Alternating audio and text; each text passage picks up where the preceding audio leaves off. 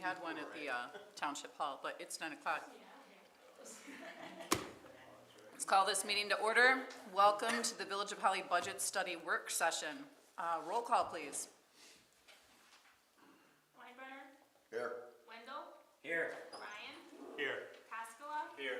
Cole? Here. Kyer? Here. Brandon? Here. We have a quorum. That was perfect. How you doing? Sorry.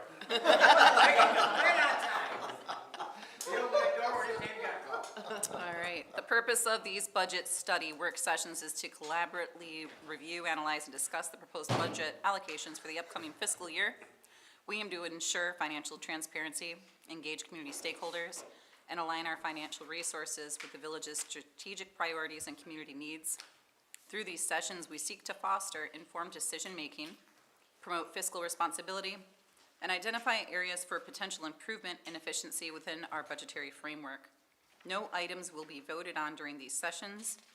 The 24-25 financial activity presented during these sessions were current as of March 31st, 25. Any courses of action discussed during these sessions are only for consideration and will be adopted when voted on during a regular meeting or during budget adoption. Any items not covered during this meeting will be continued at the May 3rd, 25 session, and I will turn the floor over to Tim. All right, good morning. So as we are going through this, it's going to be really more of an open discussion, but before we begin, we actually have to do a call to the audience. So I believe, yeah, just because it is a public meeting, we're required, so. Thank you for that. Would any members of the public have a comment? You gotta crawl underneath the table. Here, microphone right there. Or the one next to you, guys, that's fine. It's not a fire hose, you don't have to worry. Okay. Thank you. Lori Lacey, 818 East Maple Street. And I would love to say that I have usually always attended every budget meeting that you have had for years. And I appreciate that you have this. I wish more people would come out and see this. I know that some probably watch. But it would be nice to have the participation to show that people are interested in how things are run here, so they understand more instead of complaining about it online and stuff. Come and see people and talk to them here at the village, and it'll be explained a lot better. Thank you very much. Thank you, Lori. That was our public. And so speaking of that, let's just make sure our microphones are on, and I think they are. Just so for full transparency, we are recording, however, we're not live streaming right now. The plan is to, we want to be able to foster open discussion right now, make decisions. This is a public meeting, but we'll post it at a later date. So everyone has a little bit more comfort in just being able to ask questions right now, facilitate an open discussion. So again, it is recording, but it is not live streaming. So if anyone's asking why it's not up right now, it's because it's just an unlisted one until we decide to post it. So going into this, again, I have some stuff I would like to kind of talk about, I know that this is many people's first budget, but really it should be like an open discussion. It's not up here that I'm going to give like a long lesson and everything, but open dialogue. If I'm talking about stuff that everyone's like, yeah, we know that, we can move on from it. If it's stuff that we have questions on, I encourage everyone to ask. So over the last 90 days, as Lisa and I, and now Tessa have been, by the way, if you don't know Tessa, you want to introduce yourself because you're the new person at the table probably? So. I'm Tessa Clardy. I am the new Deputy Finance Officer. And she has been instrumental in working with Lisa. Lisa has been working on Fridays, Saturdays, and Tessa's been joining her over the weekend to try to not only work on this, but also just do day-to-day operations, figure out where we are. I'd like to actually point out that Tim has been working like 100 hours a week as well. He probably didn't sleep last night, just a guess. And he's shaking, he's like, Well,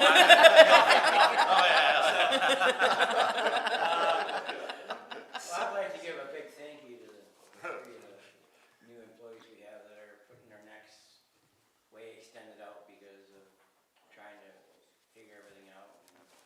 In the middle of a move, in the middle of a budget session and everything else, you guys are doing great. Yeah, thank you. And we appreciate that.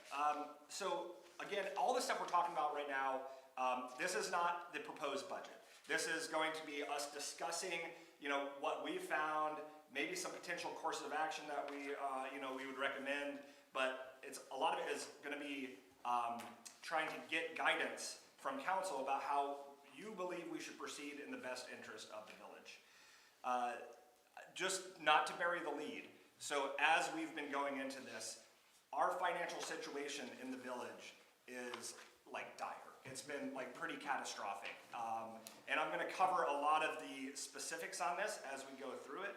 And when I'm talking about that, primarily I'm gonna talk about the general fund, our operating fund, and I will cover why it is the way it is, or how we got here, and maybe some potential options we have moving forward. But I will say, as we're going through this, I want to keep everyone's back in mind. If we don't act on this, if as a council, as a staff, if we don't act on this, the village will not be able to survive if we don't actually take some dramatic actions. And I think as you look through the budget, you'll see that it's not. There has been a history of deficit spending. If we go over our general fund review, this is the financial status from that is provided openly. This is 2024. If you see the red line as it's going down there, well, we're way below the blue line right now. Where Lisa and I joined in on this, it's been years and years of deficit spending without increased revenue. And so the only reason that it had that uptick right there, you see 2020, 21, 22? ARPA. Yep, federal funds that came in, and that kind of gave us that false inflation. If not, the village would already have been facing this situation. Because of the pandemic. Because of the pandemic. Thank Yep. Exactly. So, Well, what changed in 2017? what changed in 2017? So I'll go over some of that, exactly where our, what funding levels happen and such. But essentially, as you're going to look through the budget, it's not really, in my opinion, it's not as much of an expenditure problem. We're living as lean as we possibly can to provide the services that are expected. If we look at comparable rates of pay for any of the staff, the police, the fire, DPW, we're on the low end in not only Oakland County but Michigan in a lot of ways. And the services we provide, we are on the low end of that, and it's really just a revenue problem. We just haven't been able to collect the revenue, and again, I will explain a lot of that as we're going in. So if we're looking at the general fund, where do we get our revenue from? All right, that big side over there, real property taxes. I'm going to put Brian on the spot really quick. So when the resident has an issue and we're not able to fix it, what is almost always the biggest thing they say to you? I pay my taxes. So just to give it some, and a lot of people don't understand this, and I'm going to try to, I know this room might understand it, but if anyone watches eventually. So first of all, if you're paying income tax, none of that goes to your local municipality. That's not, no income tax does. So real property tax, we're talking about people that are paying on the properties in here. There is state revenue sharing over there, which I'll talk about briefly as well. And then we have, some of the things that we get, fees and things that we control, fees and penalties, license permits, the fire recovery.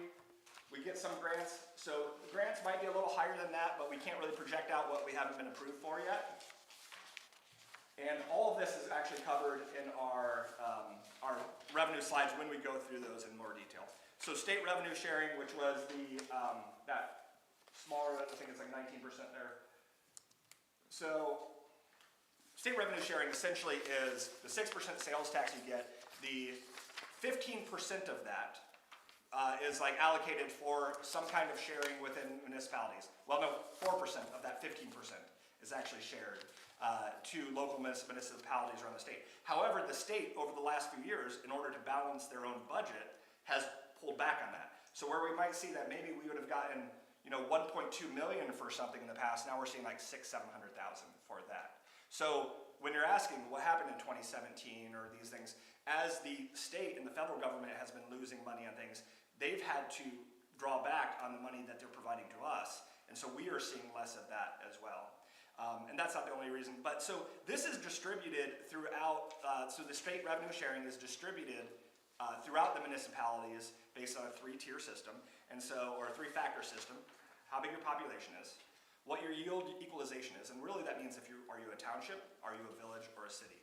And in that order, they prioritize how much. So townships get the least, villages get a little bit, and cities get the most. So it's basically based on population, but in the system we're in right now, a township would get like a 1-factor, a village would get a 1.8, and a city would get a 3. And so we really have to do the math, and then the other portion of that is your taxable value. So the larger your taxable value is, the more of this revenue sharing you get, because they assume that you need more money, which doesn't really make sense if you think about it.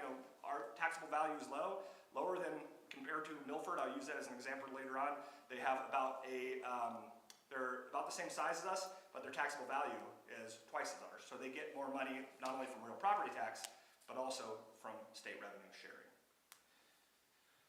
So, any questions on shared or state revenue sharing? Oh, okay, I'm going to just continue on. So, real property tax, which was, as we were going back on that, is that big percentage right there. And that's really what we have probably the most control as a municipality about what we are getting from that. So, a mill, I know some people in the past have been confused about that. It's your taxable value as a municipality, and that's divided into 1,000, that equals 1 mill. So just take whatever that number is, and if you look at your own property, how much you would pay, it's whatever your taxable value is, which usually is, taxable values don't change. So when you purchase your property, basically the year after that, they assess your house. And whatever half of that assessment is usually your taxable value. And it really doesn't change much until the property ownership changes hand. So people that have stayed in their properties for a long, long time will have a lower taxable value. So since we have a lot of people in our village that homestead for a long period of time, our taxable value would be represented lower than what maybe it would be worth if it would just cycle through and get more assessments like that. So our taxable value, just an example, so the estimated taxable value for 2025, 164 million, essentially, so 1 mil equates to $164,000, 668.02 of the entire village's taxable value as it is. Our millage rate was first established in 1982 per our charter at 20 mills. And basically in 1982 they said to operate our village we need to have a millage at 20 mills in order to operate. The thing about that is that the Headley Amendment, which was from 1978, automatically rolls back how much your millage is every year. And so that is in order to adjust for inflation. There used to be a way that you could roll it back up based on if your taxable value change was not as great as inflation, but they got rid of that with Proposal A. And so the only way that we could reset this is what's called Headley override, which I'll talk later about with our options. But essentially it went from 20 mills to where we're at now, which last year was 11.5166, with the Headley rollback for 2020. For this next year, it's going to be 11.3 something, essentially. So we're rolling back even further. So we're going to be collecting less money. So we're talking about we have a revenue problem. 1982, we said that to operate the village, we needed 20 mills. This has gone down, as you can see. This is kind of where our millage rate has gone down over those years, while our expenses, inflation, everything else has gone up. So we collect less money when we need more money to operate, just based on the services that are expected within the community. So as a comparison, and so when you look at a millage rate alone, So, like I talked about Milford being a comparable to us. So I have on your sheets there, I have a sheet that looks like this, and this is just a millage comparison that I did some research, and unfortunately this stuff isn't very readily available, so I actually had to like collect all of this individually from the municipalities for the most part, but it breaks down a comparison of where we sit as far as how much revenue we collect compared to some of our other municipalities. So if we use Milford as an example, well, it looks like, well, they only collect 7.569 mills compared to our 11.5166. But because of their taxable value being higher, rather than our 1.778 that we collected, they collected $2.856 million. So, but not only that, they don't provide, their police and fire is provided from the township millage. So our two biggest expenses that you'll see, they're not even paying into. So that's just their operating costs. So when people are saying that, hey, we're not getting the streets, we're not getting new streets, we're not getting new water systems and all this, it's because we are operating on bare minimum funding in order to provide everything. So,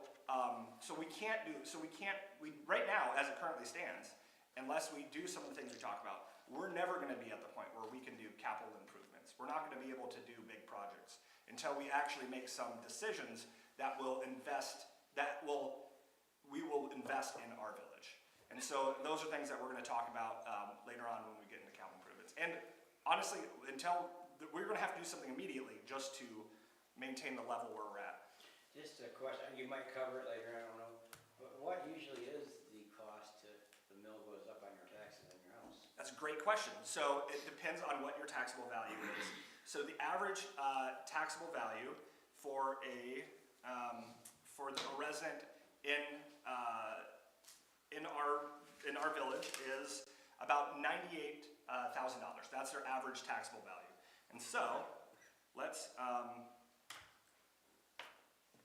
again, that's just on average. So if your house is valued at lower, you would be. Let me pull this over here. So we'll do this together real quick. So, all right. So if your taxable value is at $98,000, all right. So we divide that by 1,000.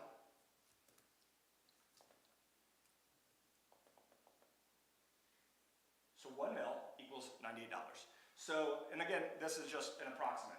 So with that, so every mil that we'd increase annually, it would equate to $98 difference. Now again, Is that on summer and winter tax, or just period? that would be period.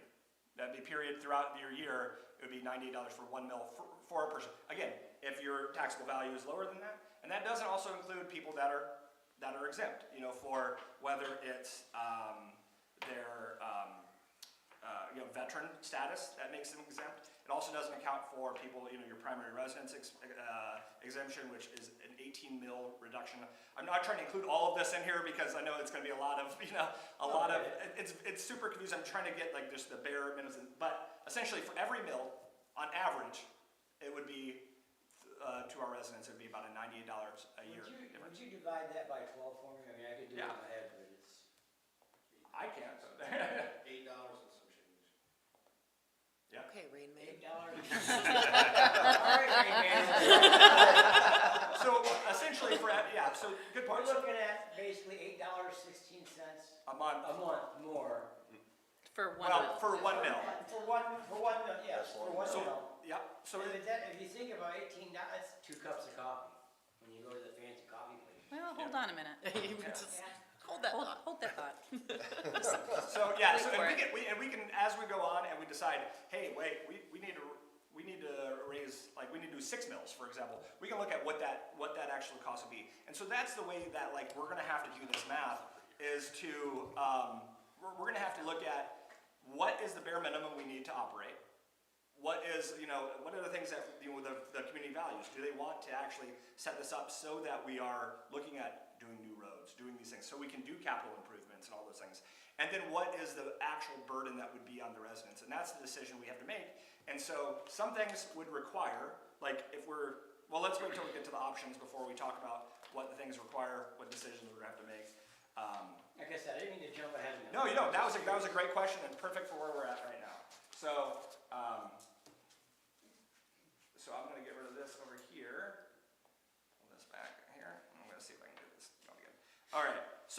as you look, and we can talk, you know, what services all of these places provide. But also don't forget that, you know, our residents also have to pay in the township as well. The township itself has run on 1 mil since 1930 for their operations. They have a higher taxable value, so their 1 mil, you know, is rather than 154 or, you know, 154,000, it'd be 400,000 essentially, 441,000 for 1 mil. So they get a lot more bang for the buck on that. Our township they also pay towards a library millage as well as a parks millage within the township. And so those numbers are up there. As well as if you are a township resident that does not live in the village, you also pay a 4 mil special assessment for NACFA. So essentially they're paying, I think the math was about $1.2 million for bringing NACFA to them for using their services. And so, but if you look at the comparable you know, villages and municipalities, for the services we provide and what we do, we are probably the lowest funded organization within Oakland County or in the surrounding area. How does the township, the fire department,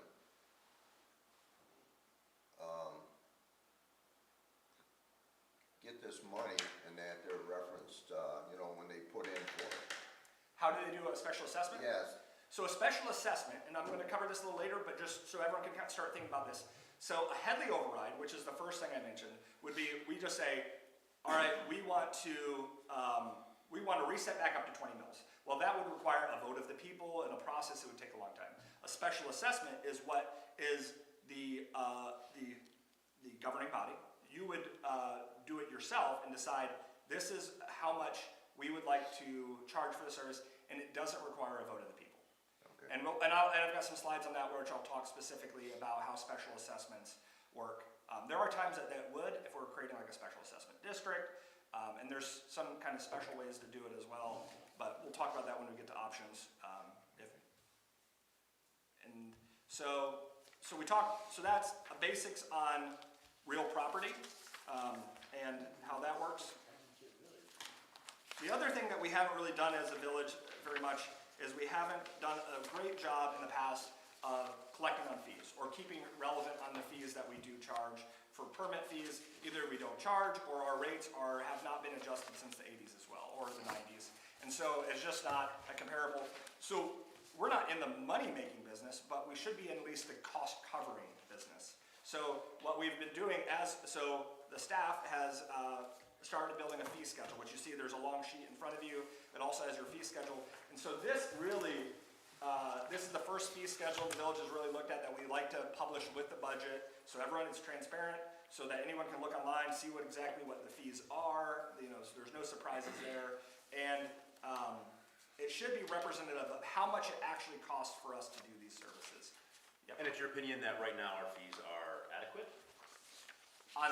This is a proposal, right? We're at right now. No, he's saying that Our current ones Our current ones are are not. not adequate. That's your Are not opinion, adequate yeah, at all. Not adequate at all. Yeah, so these fees right here are the ones that Lisa and her team have gone through with the department heads. We've all discussed, and this is the first step where we're like proposing where our fees be, and we'll cover that a little bit later as well and in more depth. But I'm just pointing this out as in the past we've never really collected fees well to cover our expenses, and so that's another reason. Like I'm saying, we have a revenue issue as less than an expenditure issue as we go through the budget. I think you'll see. I just want to talk. So we talked about, you know, real property taxes. So I also wanted to cover, so people, when they're looking at their tax bill, their property tax bill, where are these actual funds going? Because a lot of them just think, well, it all goes to one fund. You have all this money that I pay into my taxes. Well, on the real property tax, 37% goes to schools. 8.12% goes to intermediate schools. 3.82% goes to community college. So about half of it up front goes to education.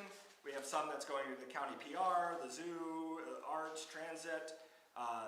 There's a portion that goes to Oakland County, 10% for their operations. That amount that I showed before, the 7.25 that goes for township operations. And then that 28% at the bottom is how much we get for operations for the village. And that's for all of our, that half of what we are looking at on that thing about where it's going to the village, that is representative of that 28%. And how is that money split up when we do receive it in the village? Unfortunately, I don't have the percentage on here, but you can kind of see a graphic representation of it. So that big purple area on the top left, that's our pension liability that we still have. So this next year, in that budget, this budget what you're looking at, and it's not really divided out as much in the budget because it's kind of put into retirements and the different funds, but it's $1.09 million that we have to spend every year of our budget, more than, or about a quarter of our budget we have to spend just in legacy costs that were from pension liabilities in the past. And we're reaching out to MERS to see if there's any other solutions as far as lowering that, or without also delaying the burden on the village for a long time. We're just seeing different opportunities that we might have. The next big section of that is our police department, and this is just for operations, day-to-day wages, operations, all the things that we do. The next biggest chunk is the fire department, and then the green things in the bottom left, that's a little bit of your parks, your building and ground, DPW. So when we're talking about the things that DPW has, the budget they have, anything that we want to do there, that's there. Now again, this isn't including major roads, local roads, or any of those funds. We're just talking general fund here. The orange box in there, that's kind of like the people at this table, and it's including our attorney fees, and any of the village operations, so our other staff members. The other blue boxes, dispatch there. We have some non-departmental things that just kind of don't fall into any other category. And then the building fund, which is part of the work that Chief Watson does over there.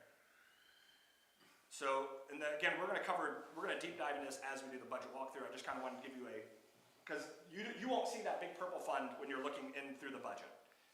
That's just kind of baked into the costs that we have within the different departments. And I think it's an important thing to understand is, because if I were to add the purple funds to that police square, it would cover half of the thing, and it would just kind of be an unfair representation of where some of those expenses are. Is that because we are no longer doing pensions for our police officers, so we're not accumulating those legacy costs? So how it works, so we've moved to a defined contributions plan rather than a defined benefits plan. And anyone that still remains on the defined benefits plan we still have to pay for all of the legacy people. And so we are not going to, the math on this is that we will these costs will just go up for us until 2040 when they fall off, when we no longer have to, when we should be completely funded and we don't have to pay.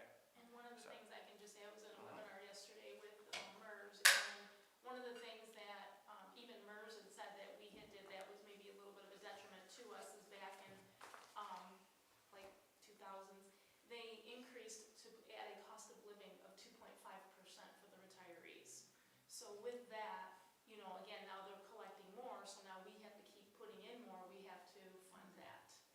So that was one of the things. And I did also have a meeting, they are going to go back to their actuaries and see, they need 15 business days from us to see if they can assist with any of that, that legacy cost. Like as Tim was saying, the 1.9 million that we'll be paying next budget year, they're gonna see if we can reduce that. They don't think it's going to be much, but as I asked, anything would be better than nothing. Because instead of us going up like this, maybe we could be a little bit more flatline and then have to go up once we can figure out some of these other things. And unfortunately, the money that MERS invests for us that we have to come, because the benefits are, they're defined for the retirees. So how they've invested our money, well, unfortunately, everything has been going down. And so, where we were 64% funded a couple of years ago, now we're at, I don't know, 50% because of the way that their investments have gone. And we also are looking at what is the next year or two gonna look like as far as investments? And so, is that gonna get any better? And they have a 5-year smoothing plan, so we don't feel the heat of that as much right now. 10-year? Okay, a 10-year smoothing plan. So, so we don't feel that impact as much now, but it's still there and still is affecting us. And so, although we think it would drop off at 2040, if we change any of these things, depending on how the market goes, all of these things, this could be longer. So, it's not something that's going away overnight. It was something that built up over years, and we just inherited as a community. So, but communities across Michigan are facing this. It's not just us. So that is a little bit looking about like where money is coming from, where money's going. We're gonna go kind of by department on this a little bit. By the way, whenever we need to take breaks, if anyone's like, I'm overloaded, like we're absolutely gonna take breaks at any time. We'll probably try to schedule them every hour or so for a couple minutes for people to refresh their coffee. Got another pot going back there in case we need it. All right, so, oops, skipped ahead too far. So we talked about the Headley override. What would that look like? So I honestly believe that for us to actually be the village that we hope to be, to plan the things that we want to do, roads, capital improvements, all the things, we need to actually look at eventually proposing a Headley override. And that requires a vote of the people. So we'd have to vote on it. We'd have to create ballot language. It's a process. It could take a year, maybe longer than that, in order to accomplish this. So it's not going to solve the immediate financial issues we have right now. We're allowed to go back up to our charter mandated amount, which is 20 mils if we were to do this. It's not required to go all the way to 20, but that's the cap, the maximum we could go to. However, it still would be subject to the rollbacks over time. So it'd be something that the administration and future administrations would have to monitor and make requests for in order to not be in the same situation where it's been neglected for 40 years and we're in the same situation we're at right now. An issue with this, again, it's not quick. It doesn't happen overnight. It's not going to solve our problems right away. And it's also difficult to explain to voters. It's hard for them to, it would be hard for us to message the issues, and that, we've sat down and we've already talked for 30 minutes right now just to understand the disparity of the situation and also to appreciate, what it is, because at the end of the day, they're looking at their own household, their bank book, and how much they're going to have to pay. And even though it might be just a couple cups of coffee, sometimes people just don't want to vote for anything that they're going to have to pay more money for. Nobody wants to pay more taxes, right? Yep, Yeah. exactly. Especially if they feel like they have not gotten the services they want. If they haven't gotten, why am I doing this when I haven't gotten the roads I want, the new, if I don't like the water and all the things, not realizing that the only way we're going to be able to improve these things is if we do these kinds of actions. So, if you didn't want to do a Headley override, it could be a Headley override. The villages have treated this other thing in the past, a public safety millage. So this would also require a vote of the people. We would need to work with legal counsel on any constraints and length of time. But this also would still be subject to Headley overrides, or rollbacks rather, and it's also not a quick process, because again, we have to do ballot language, we have to propose it, but again, it would go to a vote of the people. It would just be, if you didn't want to look at doing Headley, it is another option that's available to us, but it is very similar to that process. So what we were talking about, what did the township do? So Public Act 33 allows the village to do a special assessment. This would not require a vote of the people. We would be able to get it on the tax rolls faster. We'd be able to essentially say that it's for whatever the services we decide it would be. Probably the easiest way would be to do it as a public safety special assessment, because those are our biggest costs, and say that this money that's going in for this can only be used for public safety, our public safety needs, so our police, our fire, and to cover those costs. But once we have those other costs covered, then it allows us to offset, the amounts that we're having to spend there on the other things that we need to do. But we still have to follow all the special assessment procedures, creating a special assessment district. If we decide to go down that route, we would want to do like a full presentation, with legal on this is, how we would go about it, and this is the recommendation of how this works. Assessment term is usually for 15 years. It's not subject to the Headley rollbacks though. So if we do it, we can, and this is probably going to be the most realistic option for how we can fund the village operations and get our heads above water, at least for long enough that we could give us time to do a Headley override. If we were to do a Headley override, if we were to go down that route, we could also suspend the special assessment once that gets approved. So I wouldn't probably stack these. I'd probably say we're going to do a special assessment during this period. Once this override happens, then we would get rid of the special assessment, and we would just be wherever we're at with the Headley override. Now, the only options up here are raise taxes, essentially. I don't see an option to do nothing. Well, I mean, if we do nothing, Then what happens if we do nothing? I think that'd be a good point to cover too. and I think as you go through the budget, you'll see we literally, the do nothing thing would be still doing something because we would have to cut services. We would have to get rid of police and go buy and use state police, something like that, which would, again, there'd be catastrophic repercussions for the village, as far as within our local economy. Businesses would leave because they're not getting the same protection. Our social district, which is tied to our police, would go away. I haven't even been able to really, if we were to go just specifically that route. As we go through the budget, if people see other things that we think we could cut, we're welcome to have this conversation. But right now, as you're going to see, the previous year, they were at a $600,000 deficit. This year, we were in the same boat, because of just our normal operations. And we have not done anything crazy to account for those expenses. And what's your take on why wasn't this brought up previously? It was actually brought up in 2022, or 2020 or 2022, that this proposal was brought up and council decided to do nothing.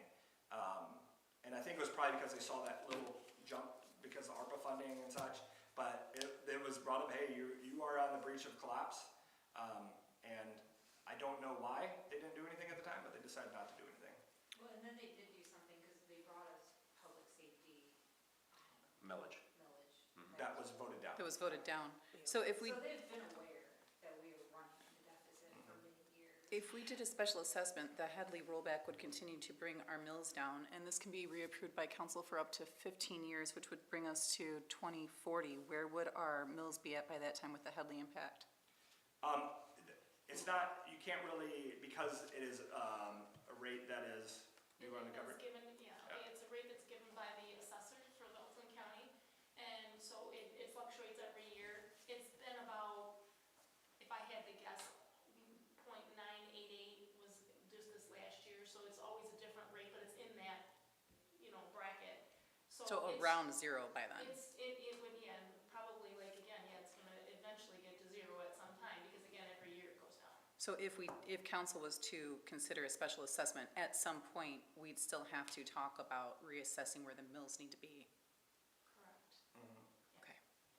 That's why he's saying, if we start here and then move to the Headley override.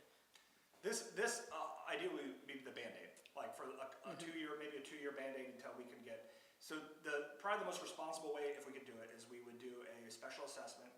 Wouldn't be popular because we're not giving just to be honest, won't be popular because we're not giving people a vote on it. But we'd be saving the village, essentially. We'd be trying to save the village as much as we could. And then giving it a vote to the people and saying, if you do this, then we'll rescind the special assessment. We would do this as a longer term fix by doing the Headley override. So. What about, with trying to get the 20 mills back, because it's got to be voted on by the people, what about having a Q&A session once a week people understand, come and ask the questions and then, Yep. So they're actually, so part of the process is that you have to do public engagements, and you have to, there's like, a lot of people bring in marketers and all of that stuff. That would just increase expenses, but yeah, we have to do town halls, and it's gonna be messaging, and so, it's gonna be all about how we message it. We have to get in front of the people and explain to them that get people invested in the process. Like, we wanna save our building. So the special assessment, depending on how we do it, probably would be enough to just keep our operations going as they are. But it wouldn't be enough for us to really be doing, like looking ahead for capital improvements and all these other things that we would like to do.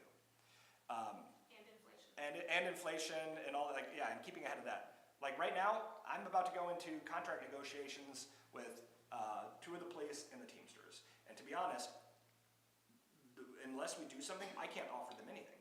And so going in, I'm probably going to just have to say, like, rather than do a 3-year contract, so I'm gonna be, I need a year. I need a year, like, here's the minimum what I can give you, like, but as you look at the budget, I don't have any money to give them. Like, I don't have an option. It's not like I'm trying to be stingy with it all, there just isn't an option. This would allow us to at least give them like a comparable 3% that that we promised to fire when they did theirs in the past. Still, it would still be the lowest paid in Oakland County. So with a special assessment, would you recommend just enough for a Band-Aid? Or more to get us above the point where we're actually? I mean, more, like, that's what I was saying, that we have to do like the math of like, we have to look at what we need to survive. Like, once we get through this, what is the services we need to maintain? We have to do the math of what would come in from that, and then determine what the burden we'd be willing to put onto the taxpayer with that. Like, and so actually look at what the individual amount would be. Because, I mean, we could go up the full amount, but, we have to just really balance that with, what is responsible as administrators. Because I want to keep you guys all in office too, like the right thing by. No one wants to do this job, do they? It's a thankless job. Yeah. But again, too, is something that I want to just point out is, again, when Tim is talking about this special assessment, we're talking about going into the budget year 25-26. I mean, that's where you're going to see the large deficit. However, there's still a deficit from previous years. Right. So even if we just said, okay, let's just get through next year, we've done nothing to look at. So it's kind of like, just to make it, I just want to make it, very transparent here. It's kind of like having a negative checkbook, and you're still writing checks. I'm just getting overdraft fees. So you're still getting your payroll checks, right? You're putting your payroll checks in, you're paying your utilities, you're doing Exactly. whatever, Yeah. but your checkbook is still negative. and getting bigger. So- Yeah, so and again, that's why I also brought up the idea of inflation. Because again, things are going up, even though we might have last year bought lumber at this point, everybody knows lumber's gone skyrocketed, and if you need lumber, it's gonna be more. So again, we can only guesstimate from what those costs are gonna be, we don't know. So this budget, I just wanna, be clear, is all an estimate, because we don't know what the prices are gonna be, going into the next year's budget, so. I don't know if that helps. Again, Lisa and I have only been here for 90 days. And realistically, the first 60 of that was, all right, how are we gonna maintain operations? How are we gonna keep going? And so really, it's been like last, 30 days that we've been diving into this problem as much as, like ideally, we would have had 6 months to work on this to get us work. And so there are still options out there that we're like, things like, this building was not bonded. It probably should have been bonded when we did this. It was just paid from out of the general, or out of the funds, which again, is just creating into our deficit rather than bonding it out. And again, that was just I think it was because of the expedited manner that it needed. The bonding process takes a long time. At the time, you guys were going back and forth between the township and this, and we really wanted to get in here fast. And so that was the reason that it was purchased out of cash rather than bonded. We could look at maybe going back and bonding out debt and things. That isn't necessarily a great option, but It's like refinancing. essentially, but like, we haven't really even looked at what that's gonna look like yet. We haven't really had those discussions. I'm just saying there's other things out there that we just haven't had the time to really explore everything. Whatever we decide in this budget for this year, I mean, we have to we have to have a budget by June 30th, or by June 25th, our meeting, the 24th, 25th, our meeting in June, we have to have a budget. I'm predicting that we will have a major budget amendment in the next year. As we've had time to look through this, we've decided, as a team, like, this is where we need to go with this, whether it's through the special assessment, all these things, like, this is where we're gonna have to do a budget amendment. Yes, so you mentioned you've only been doing this for 30 days, and I'm sure the residents watching and our resident here are gonna be wondering, why is this the first we've heard of this? Why is it, why didn't our auditors catch this, and why wasn't this brought up in the past? It's been brought up by Plant Moran, I know at least for the last 2 years that I've been on, that we just keep cutting into.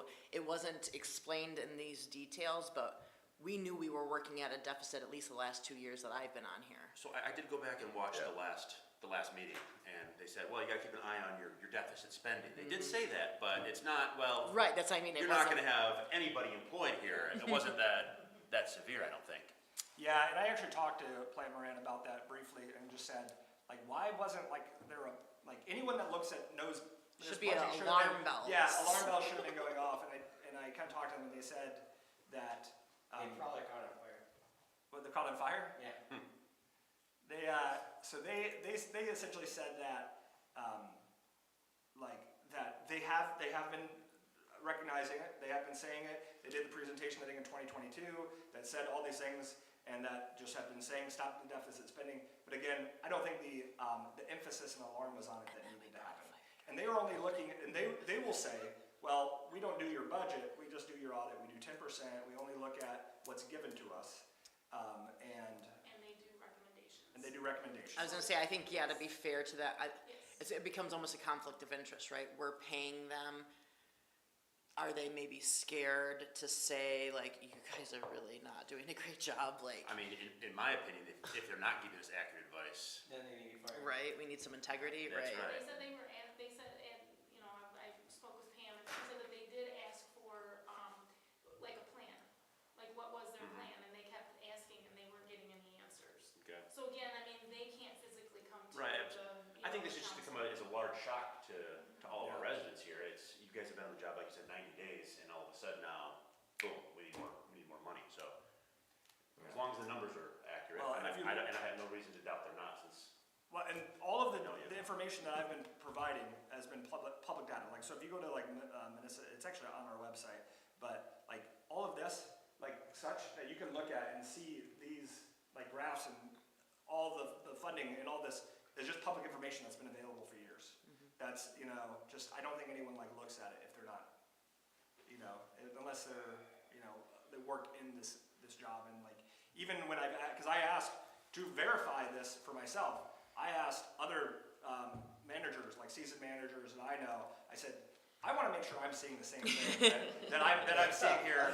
And we reached out to a friend who is like a municipal finance person, and they have said like this has been, the writing's been on the wall for this for a long time, and it has not been addressed. And they're like, I don't know why, but it hasn't, and they just confirmed all the things that we've already noticed. Because again, I told Lisa, I was like, I've been staring at this for a month, like this is a while back. I've been staring at this for a month, and the numbers don't make sense. Like, why wasn't something done or anything like this? I think, again, it's probably, it wasn't done, either it wasn't told to council or the council that it was told to. Again, nobody wants to be the person that's saying, I'm raising your taxes, right? Yeah. So they all kind of were like, I don't want to be that guy. So now we're that guy. So the question now, not to be overly dramatic, but it's like now it's like, do you want to be the council that raises taxes, or you want to be the council that the village collapses upon? So, Well, and I mean, we have to be realistic, we just changed leadership in all major aspects in this village Everything. that were long-term leaders. So of course, we're gonna look at it now with fresh eyes, different eyes, and all of that. And- It's just the way it is. to be fair to both this council and the previous council, every expenditure that was proposed along the way, both councils practiced due diligence, you guys, and they asked all the right questions. They asked about the funding. Well, what if that source falls through, was one of the questions we asked in regards to the fire truck. And we were told that our general funding could cover it. So the councils made the best decisions they could with the information that they were given. And now it looks like a lot of it doesn't make sense. So this is gonna be a hard sell if it's left up to the voters. And we did send it to the voters. I mean, this was on our ballot, we did attempt it. No, I mean, sorry, but. No, but I mean, we did put it out there. We knew that this was an issue way back. We clearly, the council at the time tried to amend it somehow. I guess we really gotta look at it like this, do we wanna be taken over by the state to be like Detroit did, and whatever other village, city, whatever, got taken over because they couldn't afford it no more? Do we wanna be taken over by the state and have no control over what goes on, or do we want control? Basically filing bankruptcy. No, it comes down to one choice. I mean, look at his figures and everything else. We have no other choice. Either you go in the hole, or you're gonna stay up on top. We are in the hole. Yeah. I mean, we're in the It's a hole now. gaping maw. Right. Yeah. I know you said we could have a brief recess. I would love a brief. I was actually just gonna say, this is a, And don't this is a, forget- Not what I thought I was walking. Yeah. this is a perfect point for a break, because we're doing the budget walkthrough next. Yeah, absolutely. Yeah. Yeah, All right. perfect time for a break, budget walkthrough's next. You wanna go get some secondhand smoke with me? Blow it in my face right here. Whoa, whoa, whoa, don't let them leave, they're not coming back.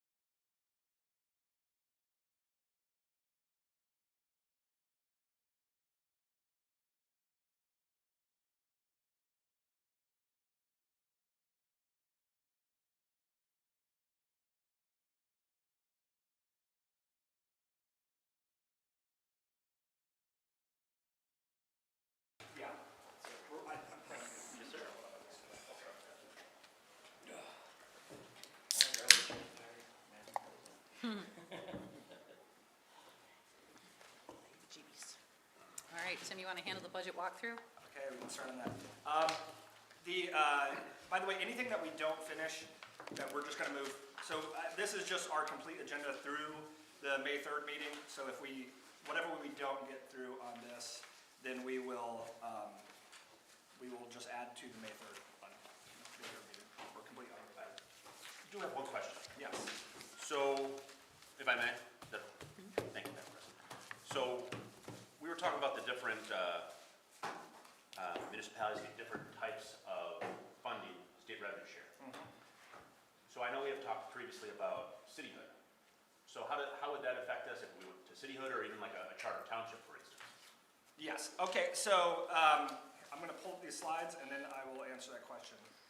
If not, it's not a good time, No, it's perfect time. Okay. It's actually perfect before we go into, because it is a way that we can look at not only how we might be able to collect more money, but also how it would relieve the financial burden for our residents.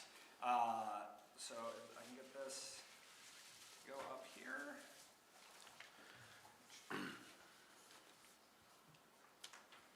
That didn't work. Can I? Yes, okay, good. All right.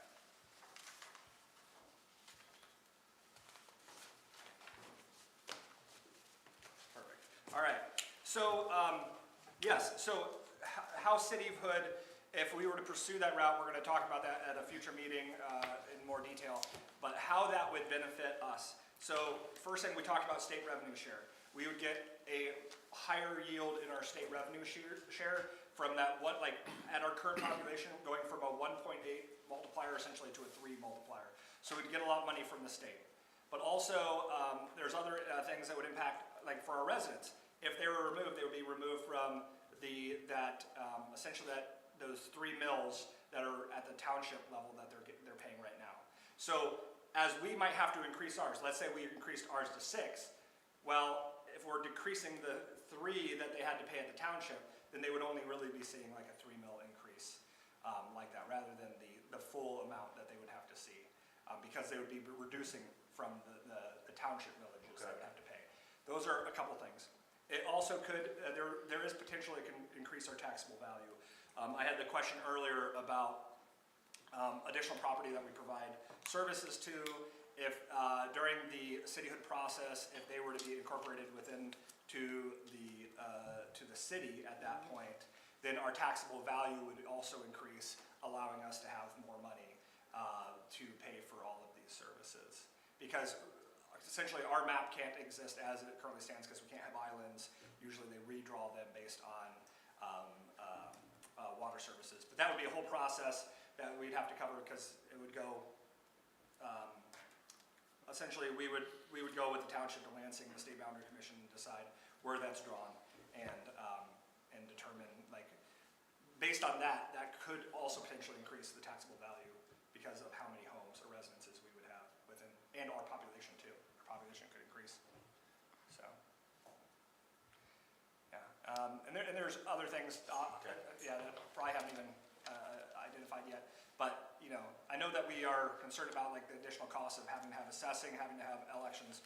But if we're looking at 20,000 and 40,000 expenses for those things, when we have the potential to have $2 million, $3 million more of Just for changing our legal structure. just for changing our legal structure. Because if you're looking at this map, the reason that a lot of them have, if we're looking at the millage comparisons, the reason that a lot of them have more money is just because of their structure. Because they assume, the reason that villages get less than cities is because they assume that a village doesn't have a police.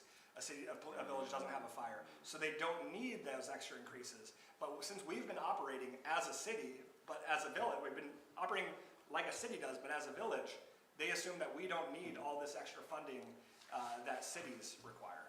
So in that formula, the city was at 3, villages were at 1.8, 8. Yep. and township was at 1. So if we were to consider charter township, it would go down. Yes, well, it would, yeah, I'm not sure, I can actually pull up the, if I, under this, oh, actually, it's not on this computer, it's on my other one. But so, I can share everyone, it's just, they have specific calculations, it's based on, again, the taxable value, your equalization yield, which is the, what you are, townships being the less, The reason that the township might get more right now is because it's an increased population. Oh, the 12,000 instead of 12,000, 6,000. 6,000. Yeah, So, okay. and then your taxable value.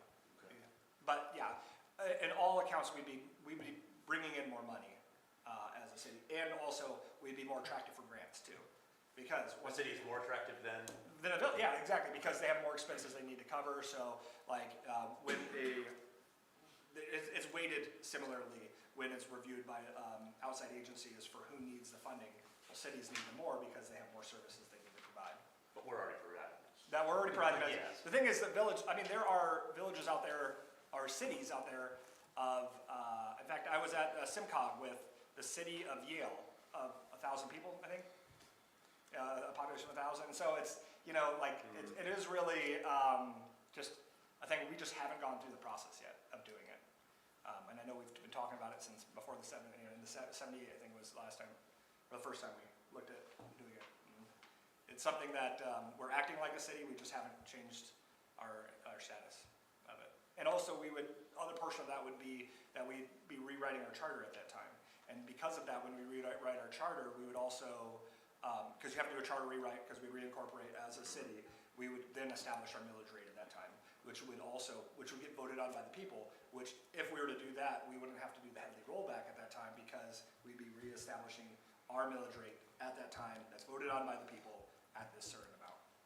So, That'd be a big sell too, though. Cityhood is something that has scared a lot of the villagers for years. I know they've discussed it, what, 4 times Yeah. since the 80s?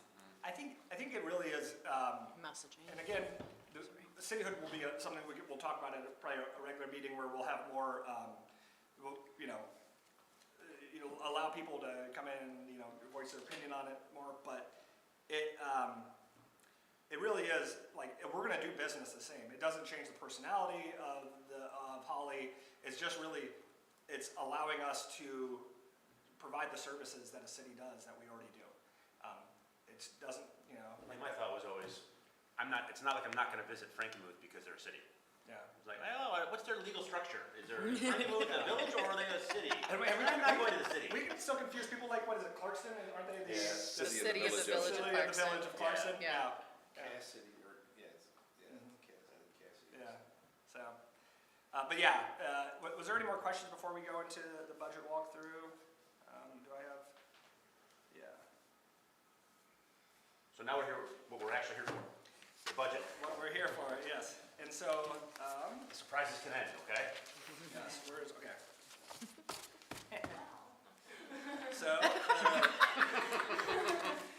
So the first, and like I said, anything that we don't cover today, we'll cover at the May 3rd meeting. And so we are gonna try, I put your packets in order based on the work that Tessa and Lisa did, and in order that we have in here. However, we may jump around a little bit. I do have the count number, or the GL numbers on there, so you see the 101, 220, whatever that first number is in there is what we're talking about. Again, this is just the draft version, and we're gonna have the different, either clerk treasurer or department heads kind of walk us through. When it's the department heads time, they'll come sit up here and join us at the table.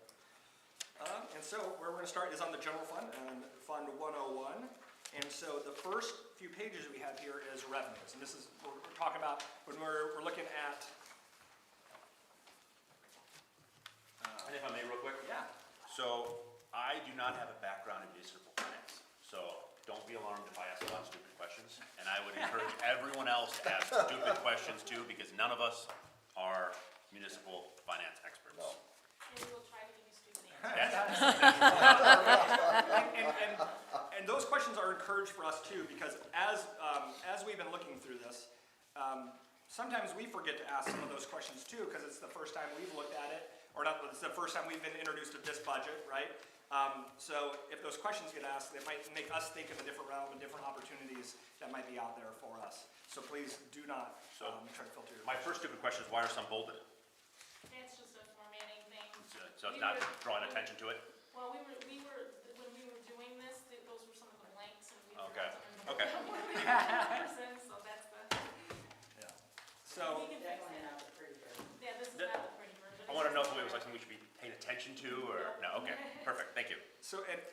again, we're gonna be doing broad strokes on this, but, if there's something that we wanna deep dive into, if we wanna talk, I can actually, you know, probably pull up and answer some specific questions. Let me see if I can get my other computer, if I can remotely log in there too, in case that comes up, so I can pull specific details as well. But for revenue, I'm gonna pass it over to Lisa. So what you're looking at right now is this is just the revenue for the general fund. So again, as Tim was stating, each fund has its own set of revenues, and you can't commingle them. The revenue has to be used for that particular fund. So these are all the funds that come into the general revenue. And that's the first, second, and then part of the third page. So as Tim was saying, is that, you know, our biggest portion of our revenues is the state shared revenue and our property taxes. And then these are like all the other things, you'll see like a lot of fees and things like that. And that's what we were talking about, the fee schedule kind of melds into this. Because if we had done a quick synopsis and, you know, again, we're not collecting enough fees to cover the expense even of the particular item that we're doing. So that's one of the reasons of the increase in the fees. Quick question, for our, oh my God, I'm blanking. Our farmer's market, would that be under like miscellaneous permits, like the money that we get for the farmer's market, or where would that be at? Those are peddler permits, yes. Okay. Yeah, so. I thought for the actual farmer's market, there was some arrangement we had with the individual running it where there was a revenue share. There is. It's a percentage, I believe it's a percentage of the overall collection, and they do that presentation at the end of the year at Parks meeting. I can double check, but, which that may be new to Lisa and Tim now that you mentioned. Yeah, this is the first time I've actually. Yeah, and I don't remember last, They did it last year. No. Headlights, right? Yeah. Yeah, No, and I've been talking to Diana Regan, I think, a little, and so I haven't heard that. Yes, So- and there should be an agreement, but it's a percentage, And I haven't it's seen a that. percentage of the overall market at the Okay. end of the year, and then they present it to Parks, and I think it's tied to a Parks revenue, or to be used for Parks or something like that, whatever was in the agreement. okay, I'm yeah, not cause, sure yeah, on we've that. not seen that, Yeah, yeah. I know they did it, I know they didn't do it last year, but the previous year, I believe they did, so, we'll have to find that agreement, but I believe it's a percentage goes, and then it's for Parks. Okay, That was because it's Okay. doing it in Crable Park, so. so that would go into like the DPW fund versus the general, Well, going to Parks, well, because they're all general revenue funds. Okay. They go into a general revenue account, and then you can earmark them just, okay. for it, but it has to go through the general fund revenue as a, to the general revenue, yeah. Okay, So that's why a lot of times, like, somebody, so for example, I can just, again, try to be as easy as to explain this as possible. So like, let somebody, say somebody walks in, and I'll use Jeremy as an example. You know, somebody wants to give, you know, $1,000 to the fire department as a donation. We have to receipt it in the general fund, because the fire department is in the general fund.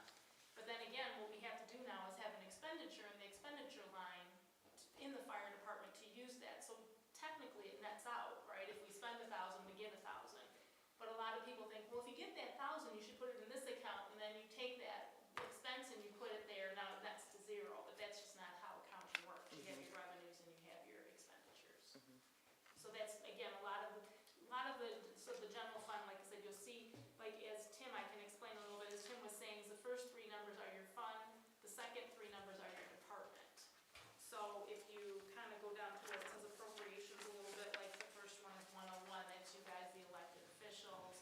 And then as you see, like each attorneys would be the 216, I'm sorry, the 210, and then the building is, you know, 250, and so on and so on. So all those departments are within the general fund. yep, okay.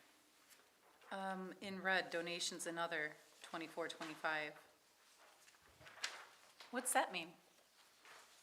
So what that was, and again, I'm gonna have to get with because Plant Moran explained this to me, I have to get them, we're gonna have to do a journal entry, because what happened is there was a $35,000 donation that was given for, okay, help me out, Jeremy, was that for the fire truck, the first payment on the fire truck? I'm sorry, I didn't hear the question. That $35,000 that was given last year? No, that was, for the power load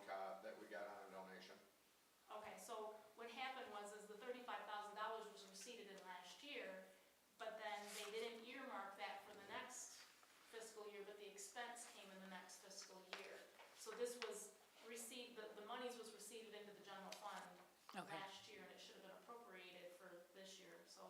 So it's not a negative donation. No, it's not a negative donation, but we have to put it somewhere. and that's- Okay. So we'll be doing a journal entry for that, we're just waiting for Plant Moran to get us the information back. That makes sense, thank you. And then right below that, what happened there, Holly High School Patrol? It went from 215 down to 87? What's that mean? So that's that's our SRO, it's, the school resource officers. Mm-hmm. And what that is that right now, that's as of, you're looking at That's the what we've activity. used so Yeah, far. but Oh, okay. That's not, well, that's what we've gotten. So there's more to be That is used. our revenues, so. Oh, revenues, okay. One of the things I failed to mention is that all these numbers are for March 31st of this year. We didn't project out on the activity for the remainder of the year. Got So it. everyone knows this is, Okay. so like when we're looking at our state revenue or any of our property tax on this, we still have funds that could come in. So our activity is expected to be obviously low, because this is March, not Yeah. the end of the year. Okay. Not June 30th. And then the rest of it will be shown in when we reconcile the budget. So. Okay. Thank you. Now, it says, we are showing here the sex offender registration fee. Now, is that, I thought that only got paid to the state, did that does get paid to each place they live at? I Would you just like saw me to that a answer that? second ago. Yes, Tim? please. Okay, the way the sex offender registration fee works is by law, they have to register at the police agency in which they live. Okay. And it's just like, if you have fingerprints for a concealed license pistol, there's certain things that have to be done where you live. And so the state will charge us, I think it's $25, to register them. So every time we turn that in, the state bills us. So we charge them $10 more. So it's not really a for-profit, we're just taking the amount of time with a little extra for our staff. So we take money in, but we're paying the majority of that money out. My question was about, because I know I don't know how much, like, it says for 2023 through 24 it was $60, and then the amended budget was $50, and it's $20 through the 31st, and we only have like one person register, or? There's not that many, because they just have to register. They don't have to register every year. They just have to register. So as someone goes on the rolls, it's difficult to predict. If someone's convicted, we could have 5 people convicted in a year that live in the village, then they gotta come register with us. So this is good. There's no new convictions. That's a litmus kind of test, yeah, it is, yeah, yeah. But it's a good question, because why do we have funds there, for something like that?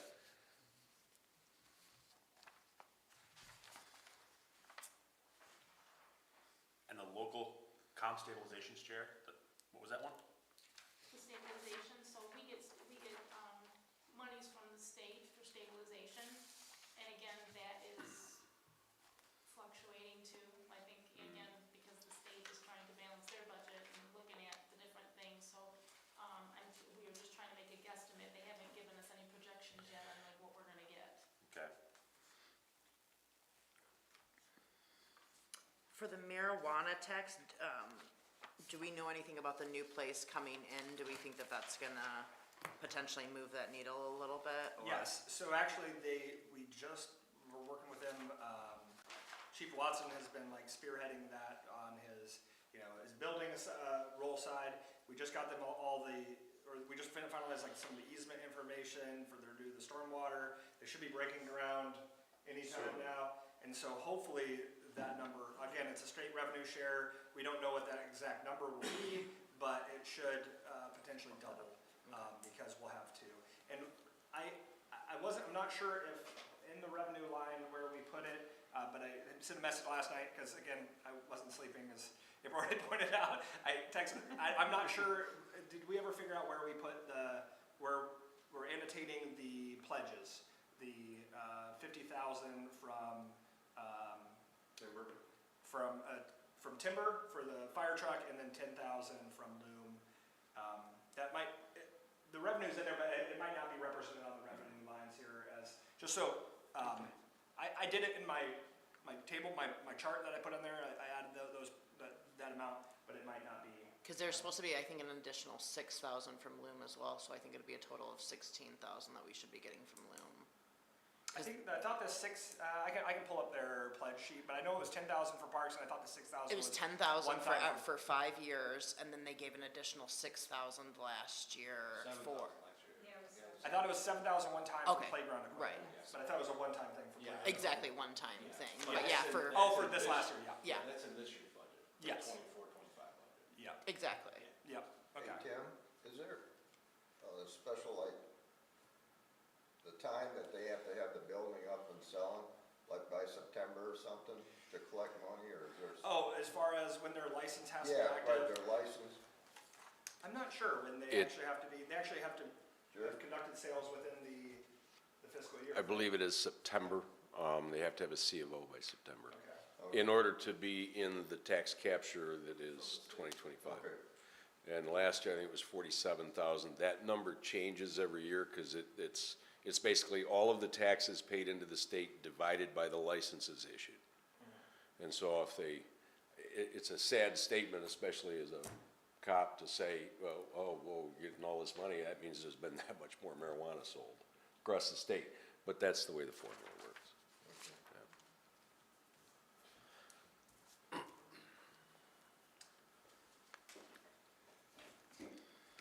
Where are we at on the revenue? Are we, Did have a question for you though. absolutely. So because this dispensary is taking longer to open, in the future for projects like this that we are expected to gain quite a bit of revenue, would that be something that we should advise to tie a bond to, a performance bond? Yeah, we could, definitely in the future, as we're looking at this, we can, we should talk to legal and see what requirements we can set in place, because every year they have to renew their license.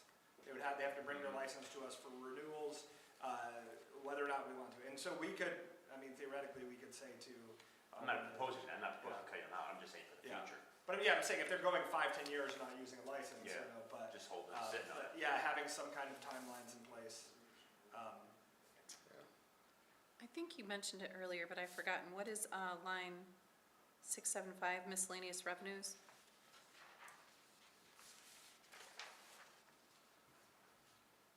It's not a, yeah, no. What is Okay, that?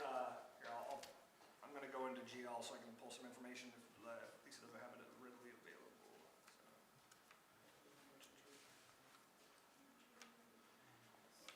We need to tell Richard to pay his money Oh, for the chamber. better call a chamber. Isn't the chamber inside a different business now? Isn't he renting space from a different business? Jobs. I'm pulling up Oh, yeah. GL right now so I can Yeah. kind of look at what it is. We lose it. on my side. Yeah, But No. what about before that? 'Cause that wasn't all year. There's still like a couple months. I'm talking to him. Yep, Sign He the owes us collections. money. coming for you.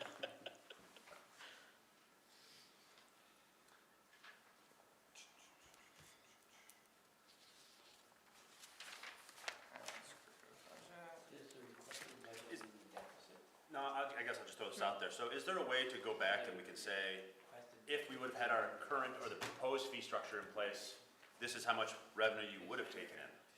We could do it based on the previous year's information, but we don't, you know, it's just gonna be an approximate, you know, I mean, that's what a budget is anyways, This is but, what we're taking. but we don't know, like, how having increased fees might impact how much people utilize the service.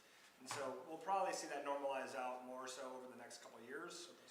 But I don't think there's really a great way, because some things we've never had used fees for. I mean, or we've not collected fees on. So as we go forward in the next couple of years, we're gonna see broadly that, balance out. So we were talking about 101,675, right? Yeah, I'm not gonna pull it up on the screen because it has people's individual account information on it, but I will be able to pull some information.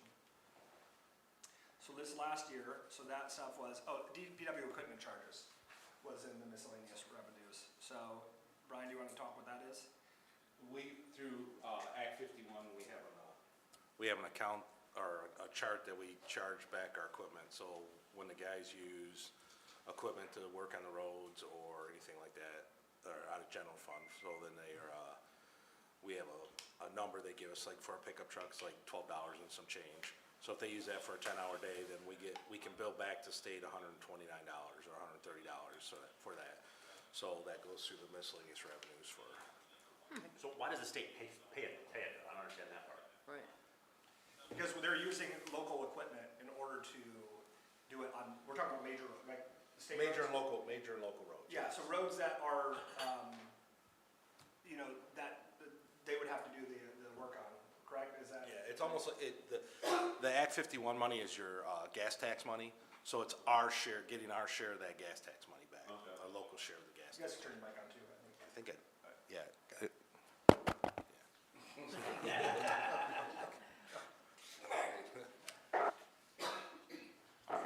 Does that answer your question? Thank you. All right. And so that's further just reimbursements of all sorts of things throughout the village. Yeah, almost, on that line, that was almost exclusively used for that, I'm gonna see, on previous years too. Yeah, it is, it's been almost exclusively used for just the equipment charges. Okay. So, hang along with that last question. The state pays us to work on roads. Why don't we just work on roads? Then we wouldn't do parks, we wouldn't do cemetery, we wouldn't do Well, sewer. what I'm saying is they're paying us per hour, correct? Or, Well, they're paid for equipment, like when we do street sweeping, there's a set cost for that, for when we run a street sweeper. So we get reimbursed for those items. So we try to do that when we do winter maintenance. So we do those things as needed, but we also have other duties, so we split them up. Now, if we wanted to hire guys and strictly have them dedicated to streets, that would be different, but because of the size of the village and the number of employees we got, it's almost impossible. so I guess what my question was is, does their revenue offset the total cost of our employees of doing that work? No, because we don't have dedicated employees just for streets. They do everything at DPW, so it's a percentage. And it really is supposedly only covering the equipment usage. Yeah, Just it's- the- oh, it's, not- yeah, not it's the not, equipment. yeah, No, it's just the equipment, it's not the wages, it's, Oh, okay. yeah. Yeah. Thank you. Is there a way not to have it just be miscellaneous where it's in their own category? That's on the treasurer's side. So we are kind of, if you guys want, I don't know if you can talk a little bit how GL numbers work and how they're assigned, because sometimes it is a little misleading why we have a GL number that will say miscellaneous revenue when we can say DPW equipment rental. Well, again, we do have to go by the generally accepted accounting principles through the state. The state mandates what accounts that we can have. And then what we have to do is, again, we have to break it up by, again, the fund, and then the department. And then the next set of numbers is the actual, as you're seeing the description.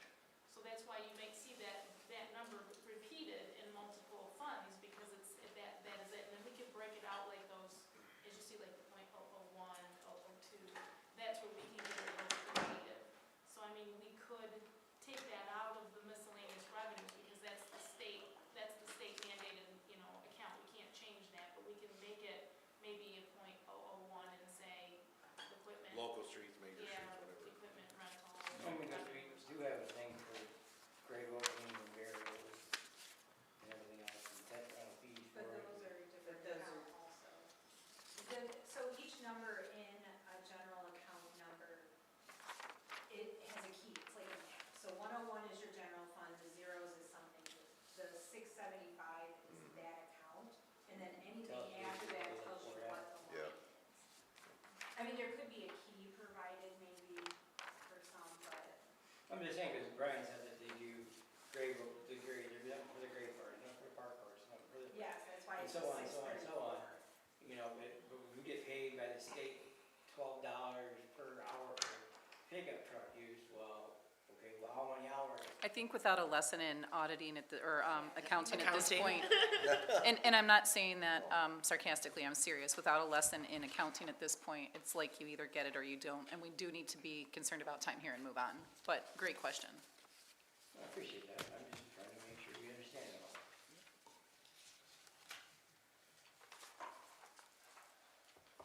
Any other questions on the revenues?